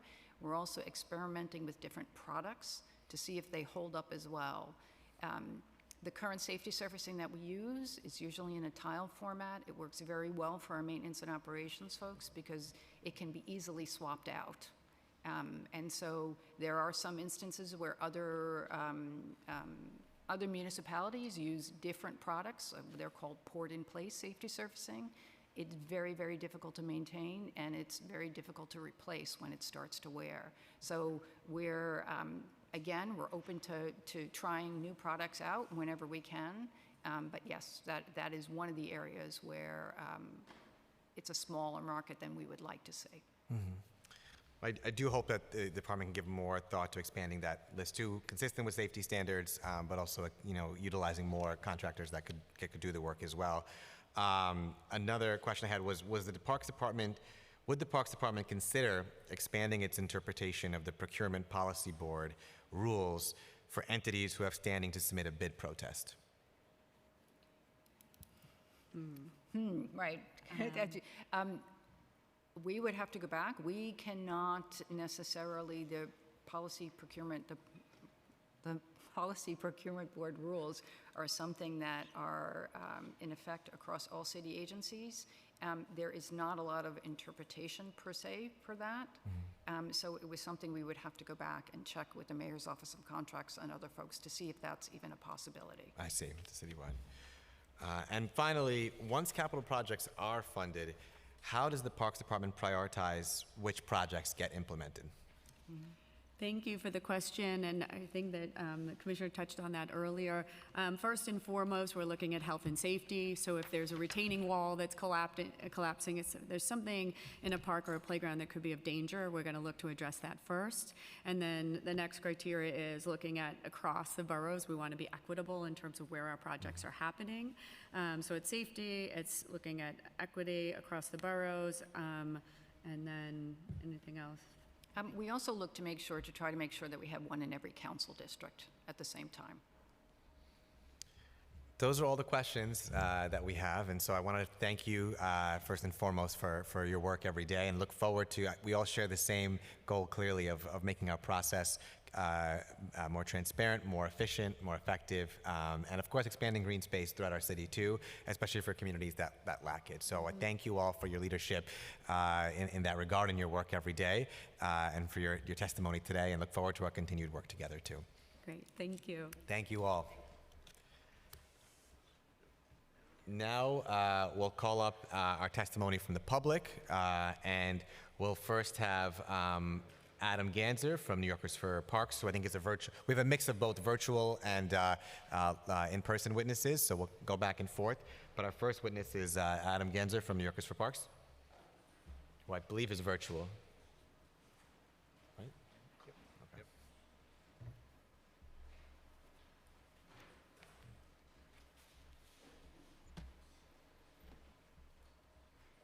Hi, can you hear me?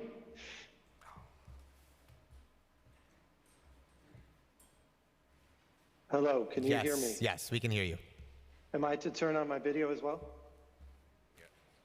Yes. It will not let me do that. It says the host has stopped it. There we go.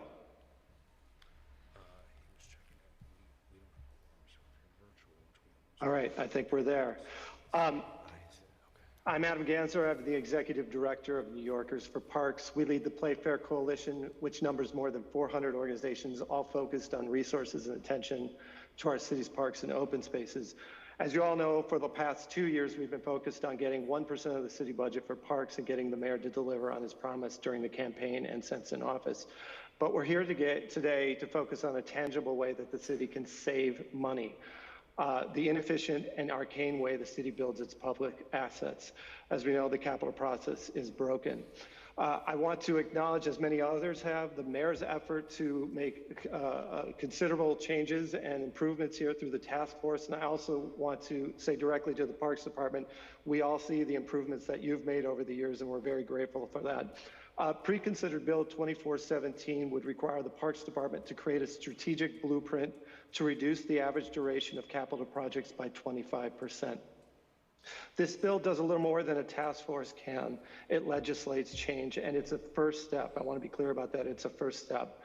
We need the same legislation from the council to galvanize all of the city agencies and oversight groups that are involved with our capital process.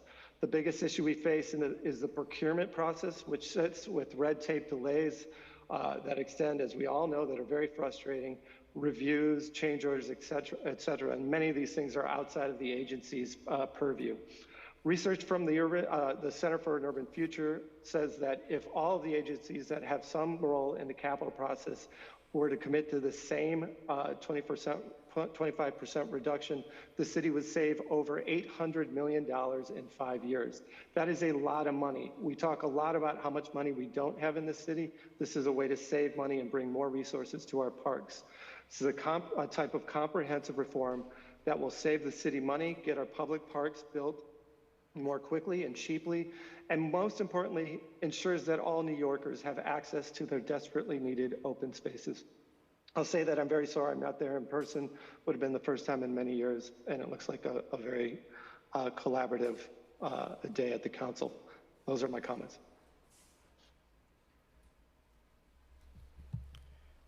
Thank you so much. Now we'll go to Lowell Barton for Labor's Local 1010.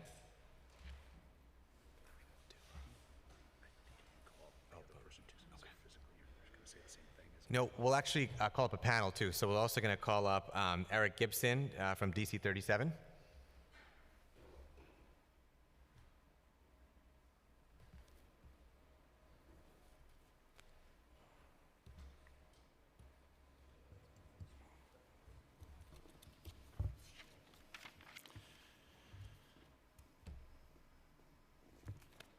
Hi, my name is Lowell Barton. I'm a Vice President Organizing Director for Labor's Local 1010. We represent the hardworking men and women that work on our streets, roads, parks, playgrounds, runways. If you walk on it, land on it, or enjoy a day out in the park, we probably built it. One of the things that we'd like to point out that, not only are we a very diverse union, but also our contractor base. We have over 70 MWB contractors that bid on city works. The reason, and what's really nice about that is a lot of those owners of those companies started out as members. They learned how to do construction, they learned the business, and now they bid on that work. One of the things that was brought up earlier about the Mitchell Rubber, our contractors are shut out from that. You have a product that's owned by a manufacturer, uses a single source installer.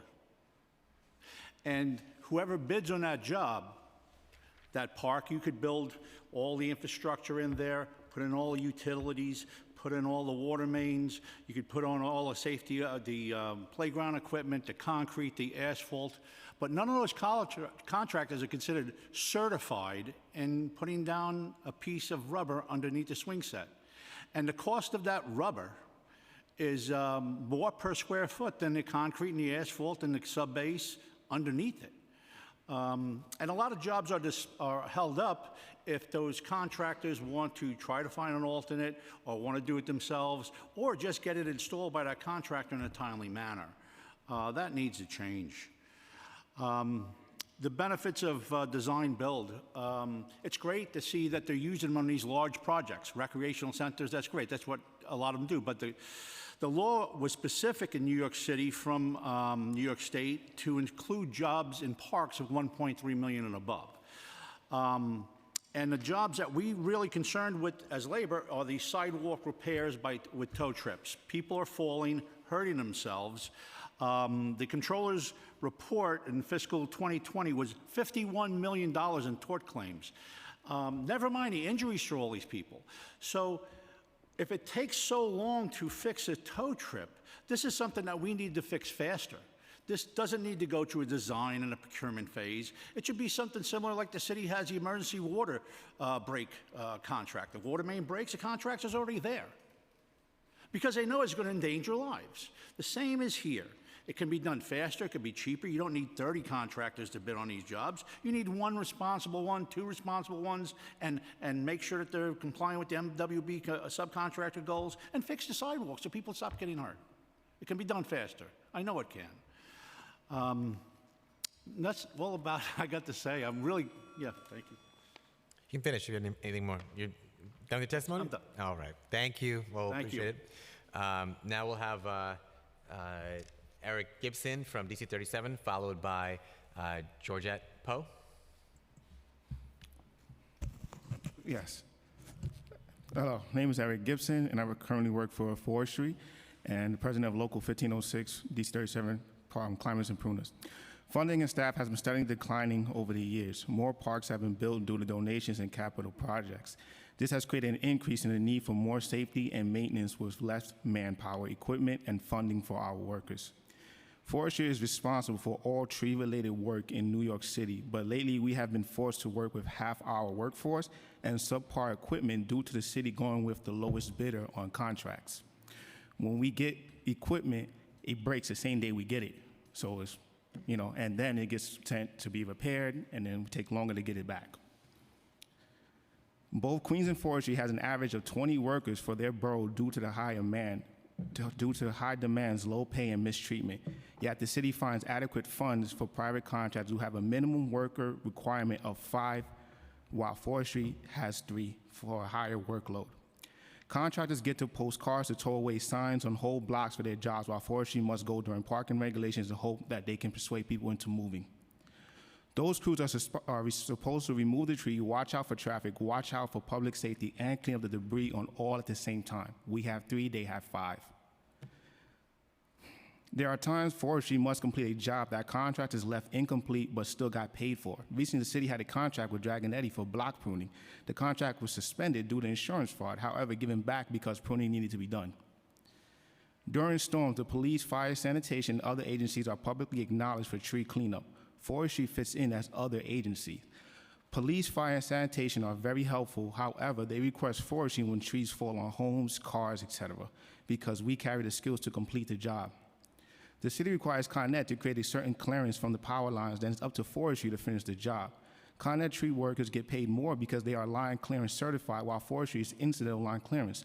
Both groups must follow the same safety codes, training, work in the same type of environment, and forestry gets paid less than them. There is barely a difference in how close either group can get near the power lines. The only difference is that the power company must certify you. For certified line clearance workers to get paid more than us for incomplete jobs is a slap in the face. Forestry needs more funding to combat our high turnover rate and lack of equipment. Our workload has only increased with more trees being planted and climate change producing more natural disasters. The city's always crying broke, yet finds funding for costly agencies and private contractors while cutting city jobs. I look at the situation as owning a home. It costs the homeowner less to complete the job in-house instead of paying someone else to do it. Why not let the homeowners that are the city workers fix the house in New York City? Thank you so much. Now we'll have Georgette Poe, and followed by, there was one more DC 37 member who was virtual, Daniel Clay. Okay. Good afternoon. Okay. Good afternoon, Parks Council. My name is Georgette Poe. I'm a longtime NYCHA resident of the Fort Greene neighborhood.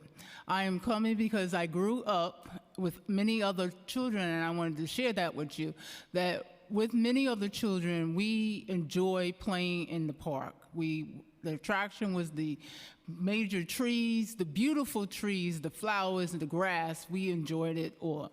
And I just wanted to express to you my concern as a NYCHA resident, that the fact that the Parks Commission or the Parks Department wants to tear down 58 of those majestic trees in order to build a 13,000 concrete plaza. That's not conducive to the neighborhood. It does not benefit our neighborhood. The park, Fort Greene Park, is the center meeting place for birthdays, barbecues, weddings, meetings, and etc. Not only that, because of that possible 13,000 square foot concrete plaza that is intended to come into this park, that will not benefit the many small businesses around our community. The vendors who are supposed to be coming in, we don't need them. We don't need additional vendors because of those restaurant stores within the Fort Greene area. You will be taking away from the fabric of the park if you do that. I ask that you just consider the beauty and not bring in a concrete plaza. Thank you. Thank you so much, Ms. Poe. Now we'll have Daniel Clay testifying virtually. Hi there, everybody. Good afternoon. And my name is Daniel Clay. I am a gardener in parks and president of Local 1507. And I'd just like to firstly thank the City Council, especially you, Shikar, New Yorkers for Parks, DC37, and Parks Administration, and the other agencies' administrations as well. And not only that, but everybody testifying as well, too. Everybody concerned. This is so important. Thank you so much to everybody for just, you know how important this is. And what I was hoping to, what I'd like to let everybody know is that anything that can be made more efficient sure would be appreciated, and in hopes of making, offsetting the inability of so many of us boots on the ground to get from A to B and get work done. And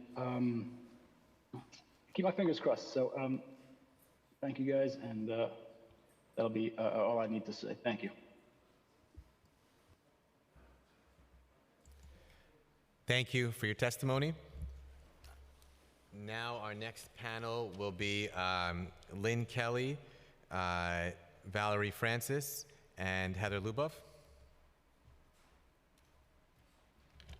Thank you, Council Member. I'm Corey Hess, and I'm going to be testifying on behalf of Lynn today. Good afternoon. Thank you for the opportunity to provide testimony this afternoon, Chair Krishnan. My name is Lynn Kelly, and I'm the Executive Director of the New York Restorations Project.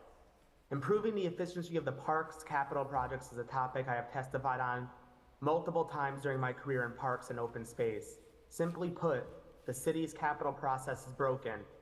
NYRT programs and cares for 52 community gardens and stewards 80 acres of city-owned parkland at Sherman Creek Park and High Bridge Park. We are New York City's only citywide conservancy.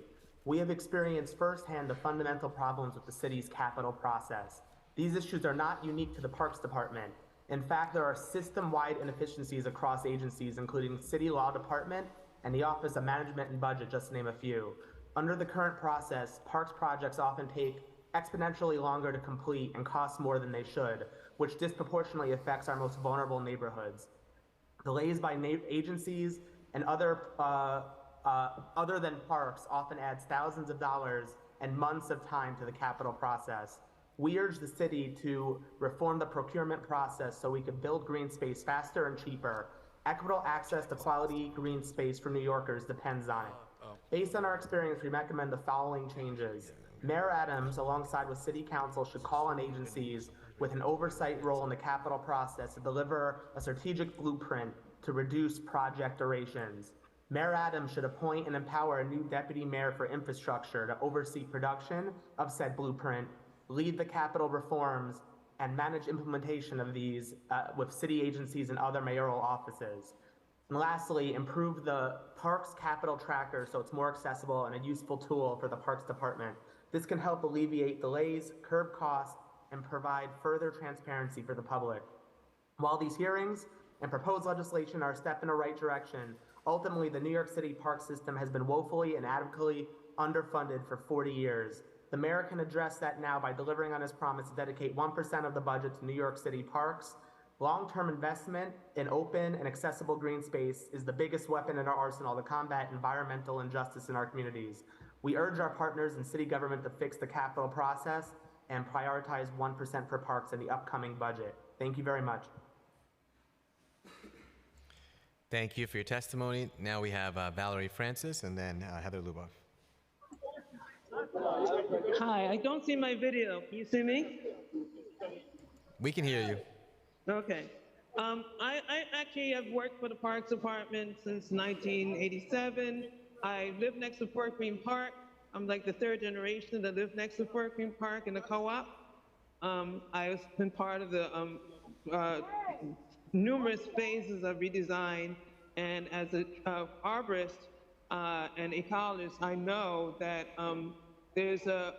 when people say they're going to remove trees during construction, you still lose more when the roots are impacted within 5 years. So the count of trees they say they're going to remove is going to be actually wind up being multifold. If you think of canopy, I know our head of the Parks in the City Council committee understands the value of canopy, that you need to look at a number of things when you're moving trees from a park. You need to see how much downtown Brooklyn has developed. We've lost stands of trees in NYCHA. We're losing trees due to a disease called ash borer. And some of those trees are already in the park, and that's not put into the count. Or the impact on the air quality from being next to the BQE, the Brooklyn Bridge, Manhattan Bridge. So we really do want the paths in the park fixed. I'm part of the Friends of Fort Greene Park. We see that value. We really want to have it handicap accessible. That can be done with limited revision to an entrance to the park that was already there. And then we still have the trees that buffer the shade, and the noise was just kicked up in that park since NYU has taken up downtown Brooklyn.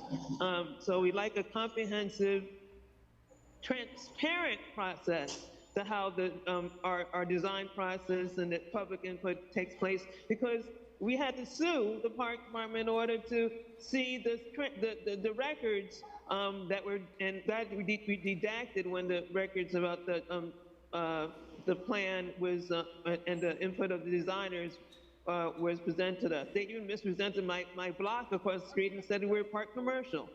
So we shouldn't have to do a lawsuit with the Sierra Club assistance in order to do that. I think the parks needs to have something like a civilian complaint review board so that people don't have to commit that much time to have transparency. So I hope that improves under the new Commissioner Sue Donoghue, but it shouldn't change every 4 years we have a new mayor. Thank you. Thank you. Now Heather Luboff. Good afternoon, Chair Krishnan. I'm Heather Luboff. I'm the Executive Director of City Parks Foundation, and we're a nonprofit organization that offers free programming in more than 300 parks all around the city, using sports, arts, environmental education, and community programs to bring and encourage New Yorkers to use their parks and enjoy their neighborhood green spaces. We are also the co-manager of the public-private Partnerships for Parks. And through partnerships, our staff provides tools and training to help communities advocate for their local interests during the design and renovation process. Based on our experience with either our own city-funded capital projects or through our supportive neighborhood residents, we've always found the New York City Parks capital staff with whom we work to be incredibly dedicated, doing everything they can to help keep capital projects moving. However, the agency is seriously underfunded and understaffed, even now as it embarks on many new renovations. So we implore the mayor to start addressing these issues by dedicating at least 1% of the city's budget to the Parks Department. Decades of deferred maintenance, along with a continued lack of full funding to support new projects or to address regular maintenance on newly renovated spaces, has and will continue to lead to significant infrastructure challenges and failures throughout our park system.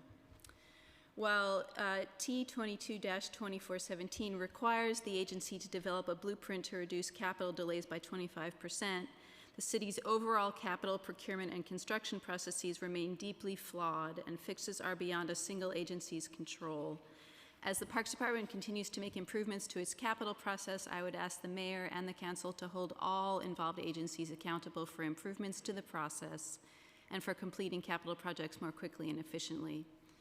We also support Intro 680, which would assess dead-end streets to gauge the feasibility of converting those spaces into microparks. We're the administrator of the New York City Green Relief and Recovery Fund, which developed during the pandemic, and as part of that fund, we've made several grant awards to nonprofits that are looking to identify open space. But the private sector cannot handle the magnitude of space that's needed. This is really a public sector responsibility. Also, as a programmer in hundreds of our city's public spaces, we know how important they are to each community and strongly believe that our dense city needs more open spaces, and that vacant space is very hard to find. So we encourage whatever creative use can be put to dead-end streets and the development of other strategies to open up underutilized spaces. Finally, we support Intro 174 that would add more detailed information to the capital tracker. We and the hundreds of stewardship partners that rely on that tracker to plan public programs and free events in neighborhood parks often find that the delays and scope changes are not in that tracker. We've had numerous experiences when we or our partners have had to postpone events or move events due to capital work that has been delayed. Thank you for the opportunity to testify, and we appreciate your efforts to build momentum for these important issues. Thank you so much, Heather, and thank you for the great work that City Parks Foundation does every day for all our communities. Thank you.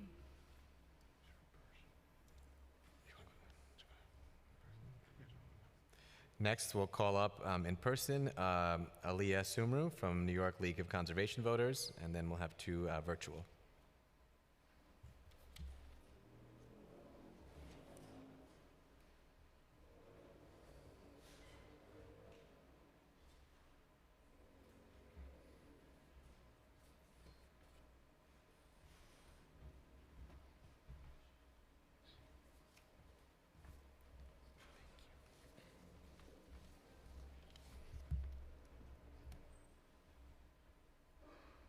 Sorry, you may begin. I don't think it's on. Okay, good afternoon. My name is Aliyah Sumro, and I'm the Deputy Director for New York City Policy at the New York League of Conservation Voters. Thank you, Chair Krishnan, and members of the Committee on Parks and Recreation for the opportunity to testify. NYLCV supports the Parks Committee bills being considered today. The pre-considered bill would require DPR to develop a strategic blueprint to reduce its capital project durations by at least 25%.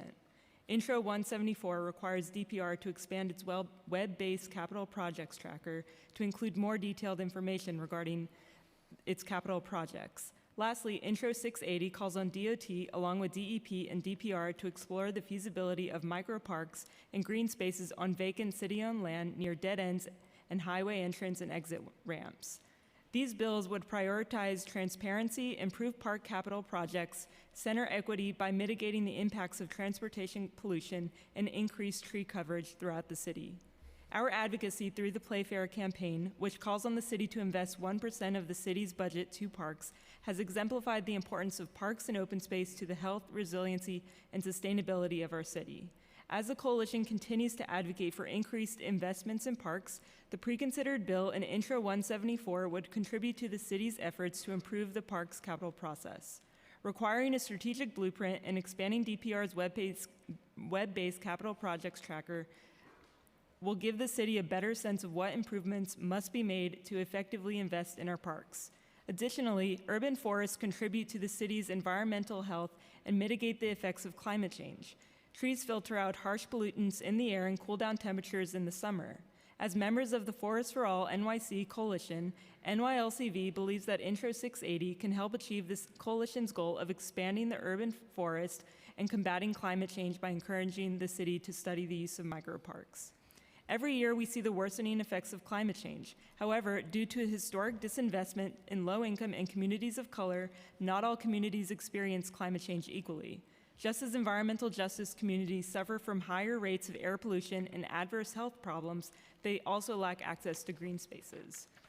COVID-19 has only exacerbated these disparities. New Yorkers without access to adequate green space over the past few years haven't had safe outdoor recreational spaces that made the pandemic bearable for so many of us. Right now, we need our parks more than ever. By supporting these bills, the city can continue to improve the park's capital process and expand access to green spaces. Thank you for the opportunity to speak. Thank you. Now we'll call up a virtual panel. We have Luke Sabados, and then followed by Juan Restrepo.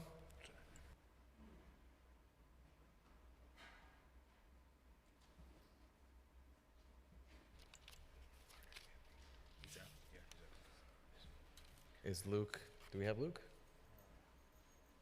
Sounds like not. Okay. Let's move on to Juan Restrepo.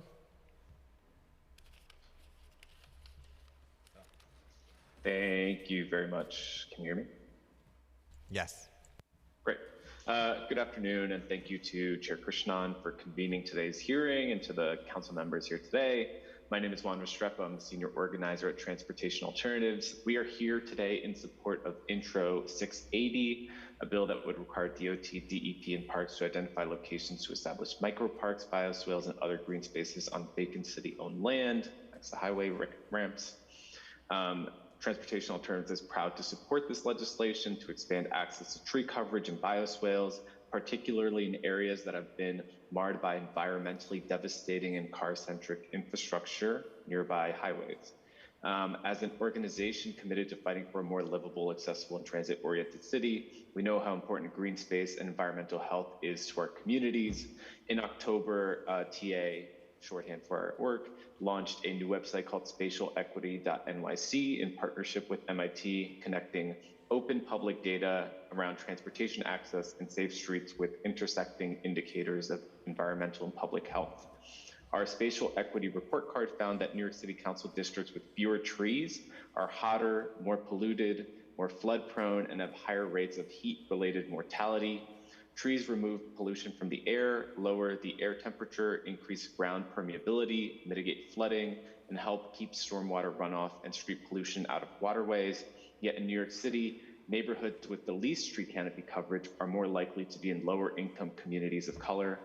In council districts where the majority of residents are Black, tree canopy cover is 15% lower than the citywide average. Access to parks is 11% lower, and adult asthma rates are 11% higher. We are failing New Yorkers by not investing equitably in parks and green space.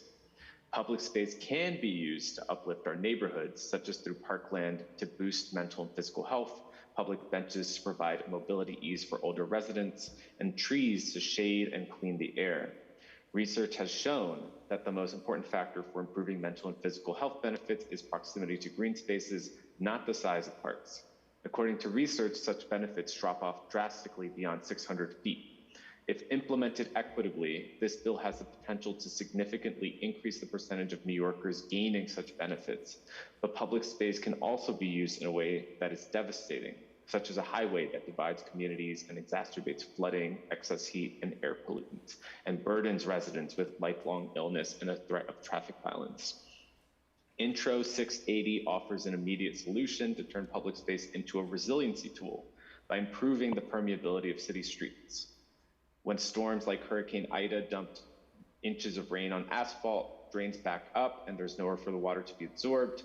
At present, 72% of New York City's land area is impervious to water, making flash flooding more common and dangerous. Time expired. Okay. You can finish. Thank you, everyone. That's what I want. You can finish. I've got like a minute more, if that's okay. Sure. Okay. But when rain hits green spaces such as parks, gardens, and bioswales, the water can be managed without catastrophic flooding. This is a transportation issue. Last year, we saw heavy rain shut down our subway stations, flood buses stuck in the street, and put delivery workers' lives at risk. We need better flood mitigation to have a working public transit infrastructure system. Extreme weather is not going away. Already this year, we've seen subways flood from less rain than Ida brought. New York City must adapt our streets to protect our neighbors, our transit system, and our neighborhoods from the dangers flash flooding creates.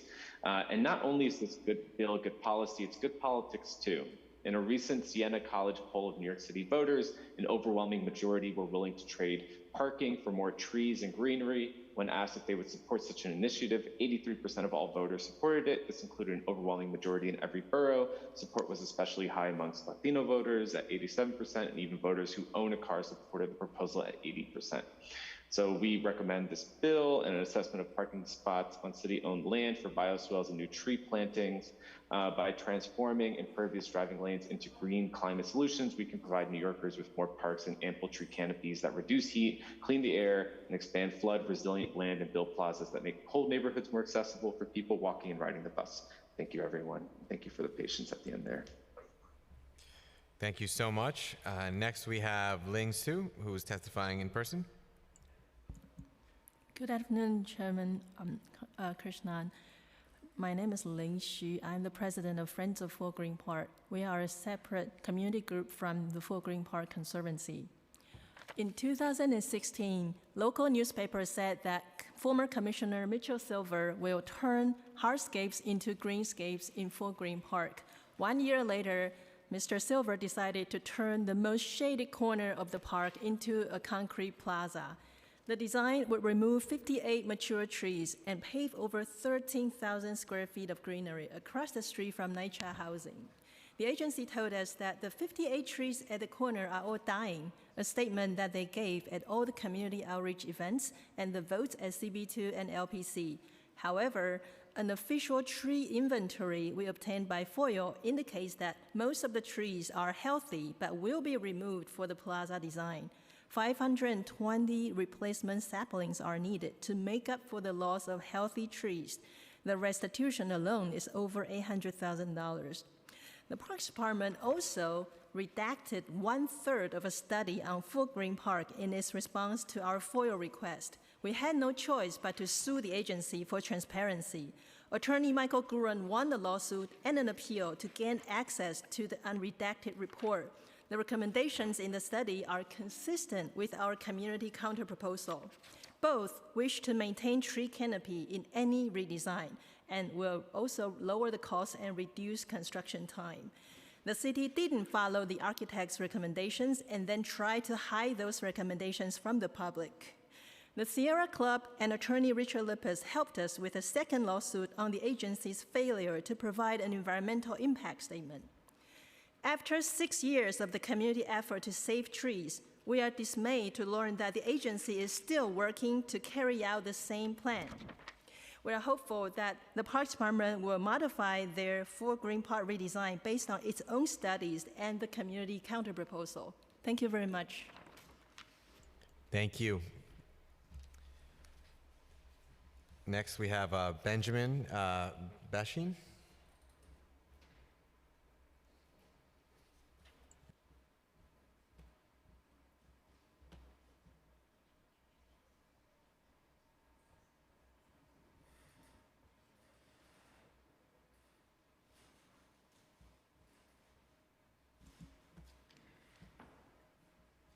Good afternoon, and thank you for the opportunity to testify.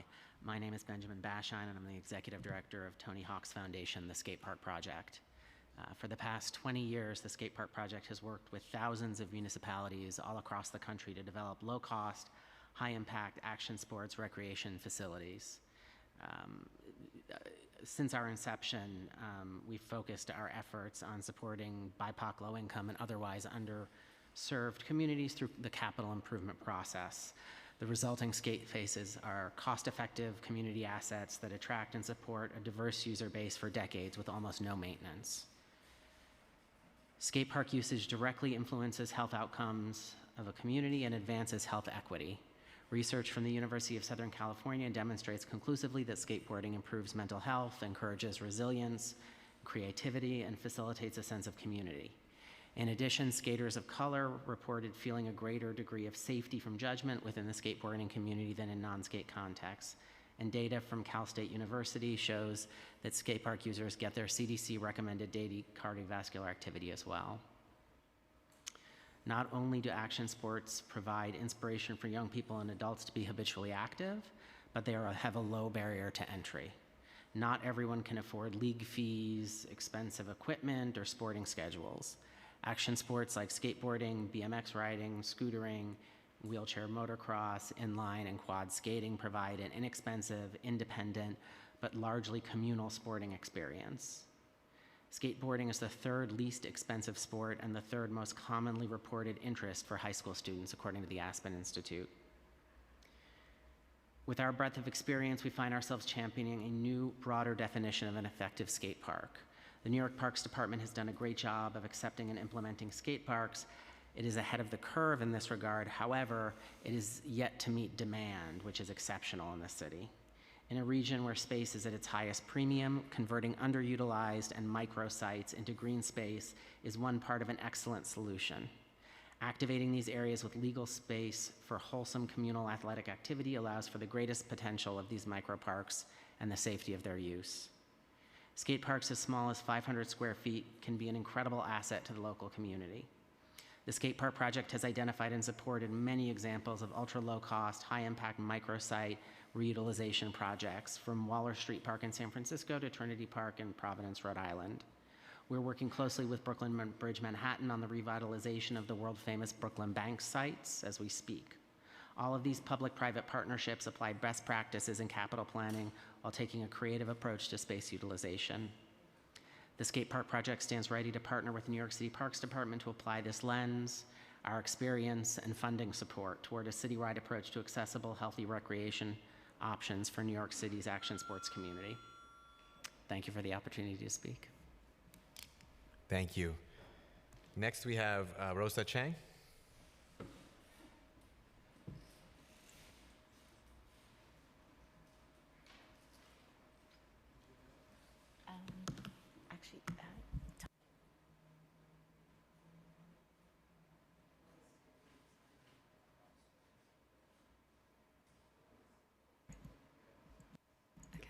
Okay. Hello. Hi. Hello, I'm Rosa Chang, co-founder of Brooklyn Bridge Manhattan, which is a grassroots community-led nonprofit working to build a new 9-acre park on the forgotten lands underneath the Manhattan side of our landmark Brooklyn Bridge. I am here to speak in support of the new local law requiring surveys of vacant public land, abutting highway entrances, and ramps for plantings. Step outside this building and walk east 1 block, and you will see no less than 16 on-ramps and off-ramps connecting our local roads to the Brooklyn Bridge and FDR Drive. As you may imagine, all of those ramps result in a lot of leftover publicly owned land that is inaccessible, unusable, or just plain tiny and weird shaped. And yet those leftover bits represent extraordinarily valuable land that should contribute to our community's safety, health, and well-being. Planted as bioswales or green space, they will provide stormwater retention, rain and air filtration, cleaning the very pollution that is generated from the roads that surround them. We are currently spending billions downtown on resiliency projects at our water's edge. The U.S. Army Corps of Engineers released their HAT study just this fall and had $52 billion allocated to protecting our water's edge. But these multi-billion-dollar projects cannot and will not prevent extreme weather flooding due to rainfall events like Hurricane Ida. So we need bioswales. Yet in Lower Manhattan, our sidewalks are narrow, our streets are super congested, and below them are ribbons of infrastructure crammed and layered upon itself. Most of these leftover bits of off-ramps and on-ramps happen to lie in areas of environmental injustice, because that's where large-scale infrastructure projects have historically been built. This bill would simultaneously address the dead spaces that surround our low-income BIPOC communities. I understand these challenges and opportunities because Brooklyn Bridge Manhattan is a BIPOC, income-diverse community project that is in an environmental justice area and a TRIE neighborhood. We know both the cost of the existing condition and the enormous potential of this solution. Thank you very much for your time and your work on this essential initiative. Thank you so much. Thanks for your testimony. Next, we have Eli Dworkin, Center for an Urban Future.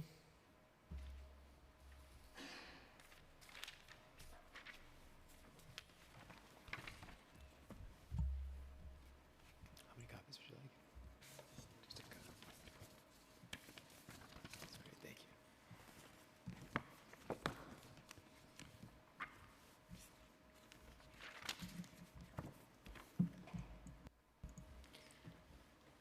Good afternoon.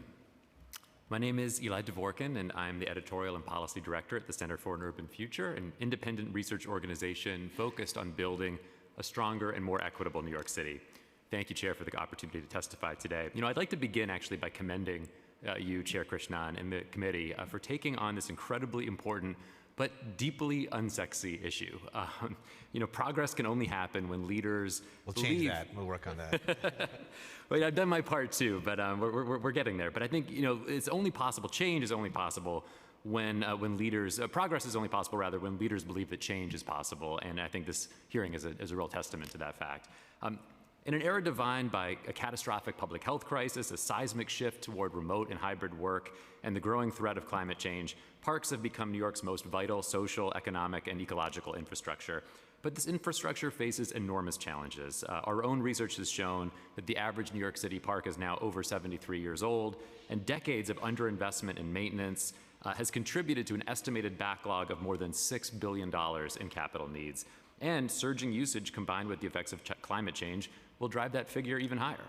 The problem is that New York's calcified and inefficient system for building and repairing critical public assets is preventing the city's limited capital dollars for social infrastructure from stretching nearly far enough. As a result, a modest new bathroom at Fox Playground in the Bronx will cost more than $3.5 million to complete.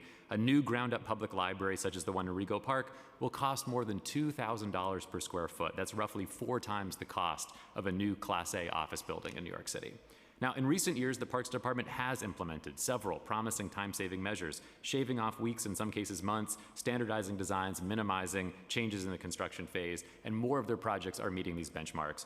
But building on this momentum will require a major new effort to streamline and improve the planning, design, procurement, and construction phases that affect all capital projects across New York City. And to be clear, this is not simply a Parks Department problem. Projects end up mired in a scoping, approvals, and change order labyrinth that includes not just the capital agency, but elected officials and community groups and oversight agencies, in particular the Office of Management and Budget, the Comptroller's Office, the Procurement Policy Board, and many, many more. Fortunately, the city's main capital management agency, the Department of Design and Construction, has laid out a blueprint for capital project delivery improvements that demonstrates that progress is possible, shaving 8 months from the typical project just since 2019, and setting a new goal of reducing the average project timeline by 14 months, or 28%, which makes the council's proposed legislation doable in my mind. Every agency and office with a capital portfolio or oversight role should launch a capital project delivery blueprint of its own, with the goal of achieving similar savings system-wide, and the City Council can pass legislation mandating just that. And in addition, the City Council should champion the swift and complete implementation of the draft recommendations from Mayor Adams' Capital Process Reform Task Force. These 18 concrete, achievable recommendations, if implemented, will drive significant additional time and cost savings across agencies and oversight agencies, including at the Parks Department, and should be a top priority for the year ahead. For more of our work, check out nycfuture.org, and thank you so much for the opportunity to testify today. Thank you for your testimony, Eli. Next, we have Corey Ortega.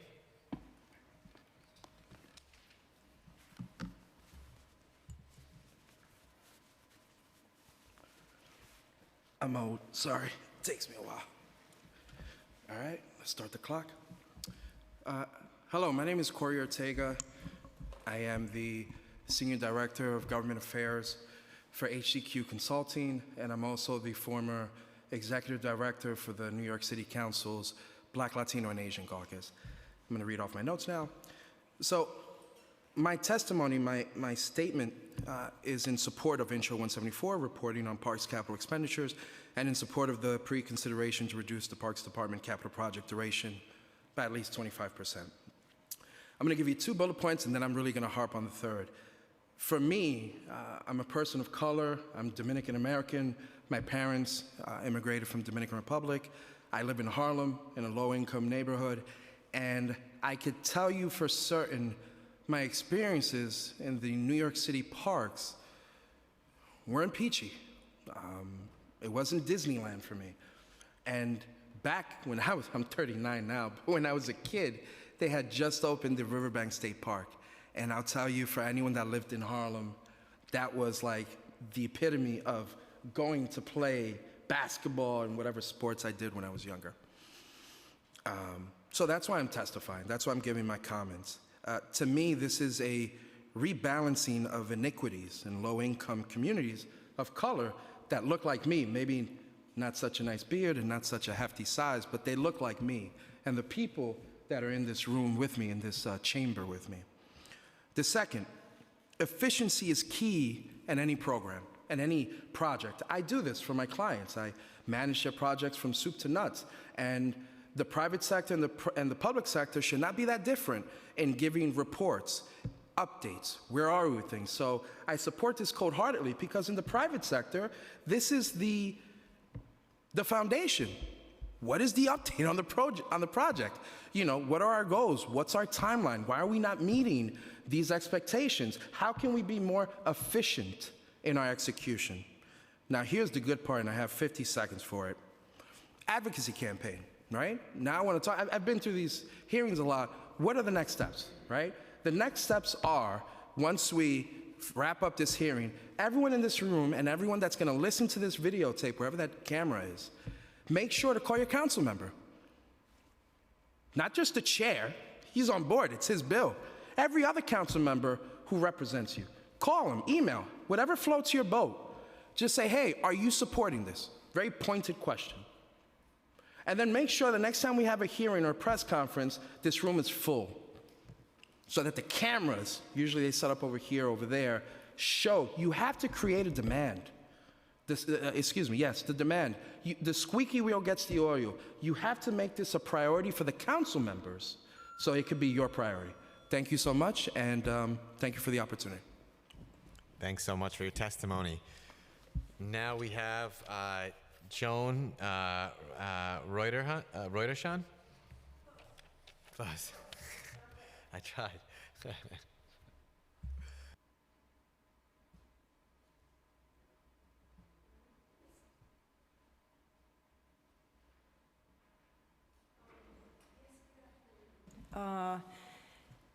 Chairperson, Councilmember Krishnan, and other members of the Parks Department City Council Committee.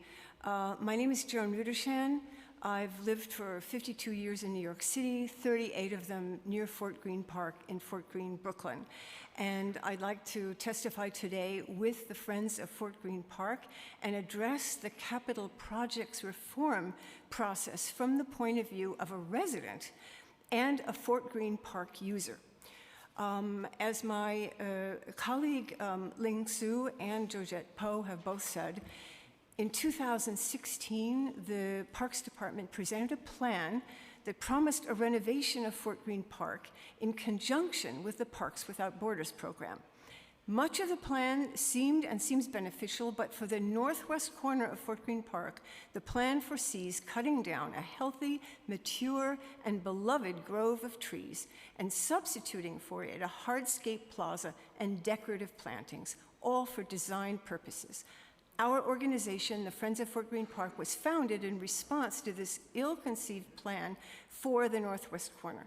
The raising of mature tree canopy flies in the face of its benefits for all nearby residents, park users, and especially the NYCHA, Walt Whitman, and Ingersoll houses who are right across the street, who love this green space, and whose testimony can be found on our website, which I think will give you a lot of helpful information about Fort Greene Park.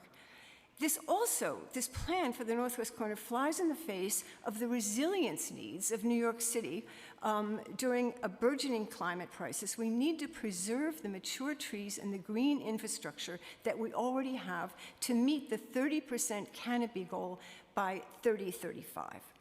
Now, 6 years and 3 lawsuits, which we have won later, this Parks Department plan with the removal of this canopy, according to the capital projects tracker, still seems to be going forward, and here is where I want to address the capital projects reform.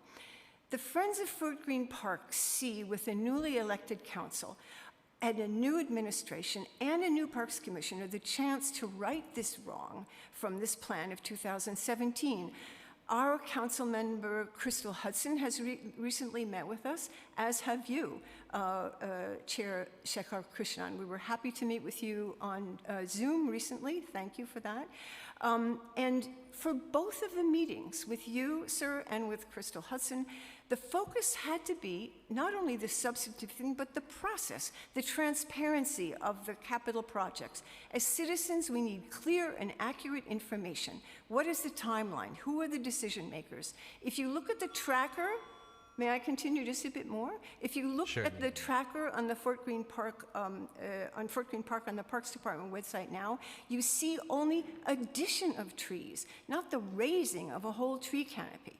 And under reasons for delay, you can read that there is room for change in design based on conversations with experts and the neighborhood. But is this happening? How can we know this is happening? How and where can we intervene to advocate at this point for our much less expensive community counterproposal? It would behoove the Parks Department, behoove the city budget to look at our much less expensive counterproposal, which would maintain this canopy. As the climate crisis worsens, the Friends of Fort Greene Park, we are determined to save this magnificent green space, the grassy mounds and the arcade of honey locusts, maples, London plane trees, and Japanese zelkovas. It's in the best interest of the neighborhood and the city to do so. Thank you very much also for letting me have the extra time. Thank you very much for your testimony.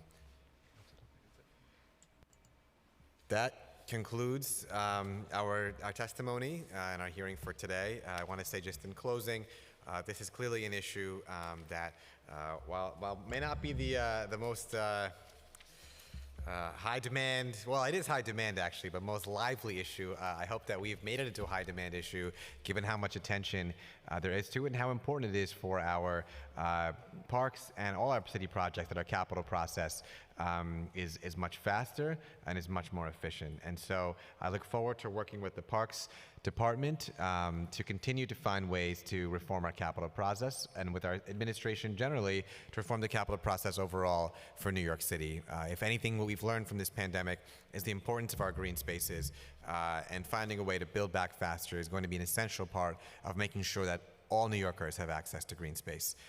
On that note, I want to thank very much for today's hearing, for all their hard work, the Committee on Parks and Recreation, Chris Sartori, Patrick Mulvihill, Michael Sherman, Rose Martinez, Nicholas Montalbano, Jack Story, and Chima Obisher. And of course, my staff from my office as well, in particular, our Chief of Staff, Chuck Park, and our Legislative Coordinator, Greg Clark. Thank you all so much for today's hearing. See you all soon.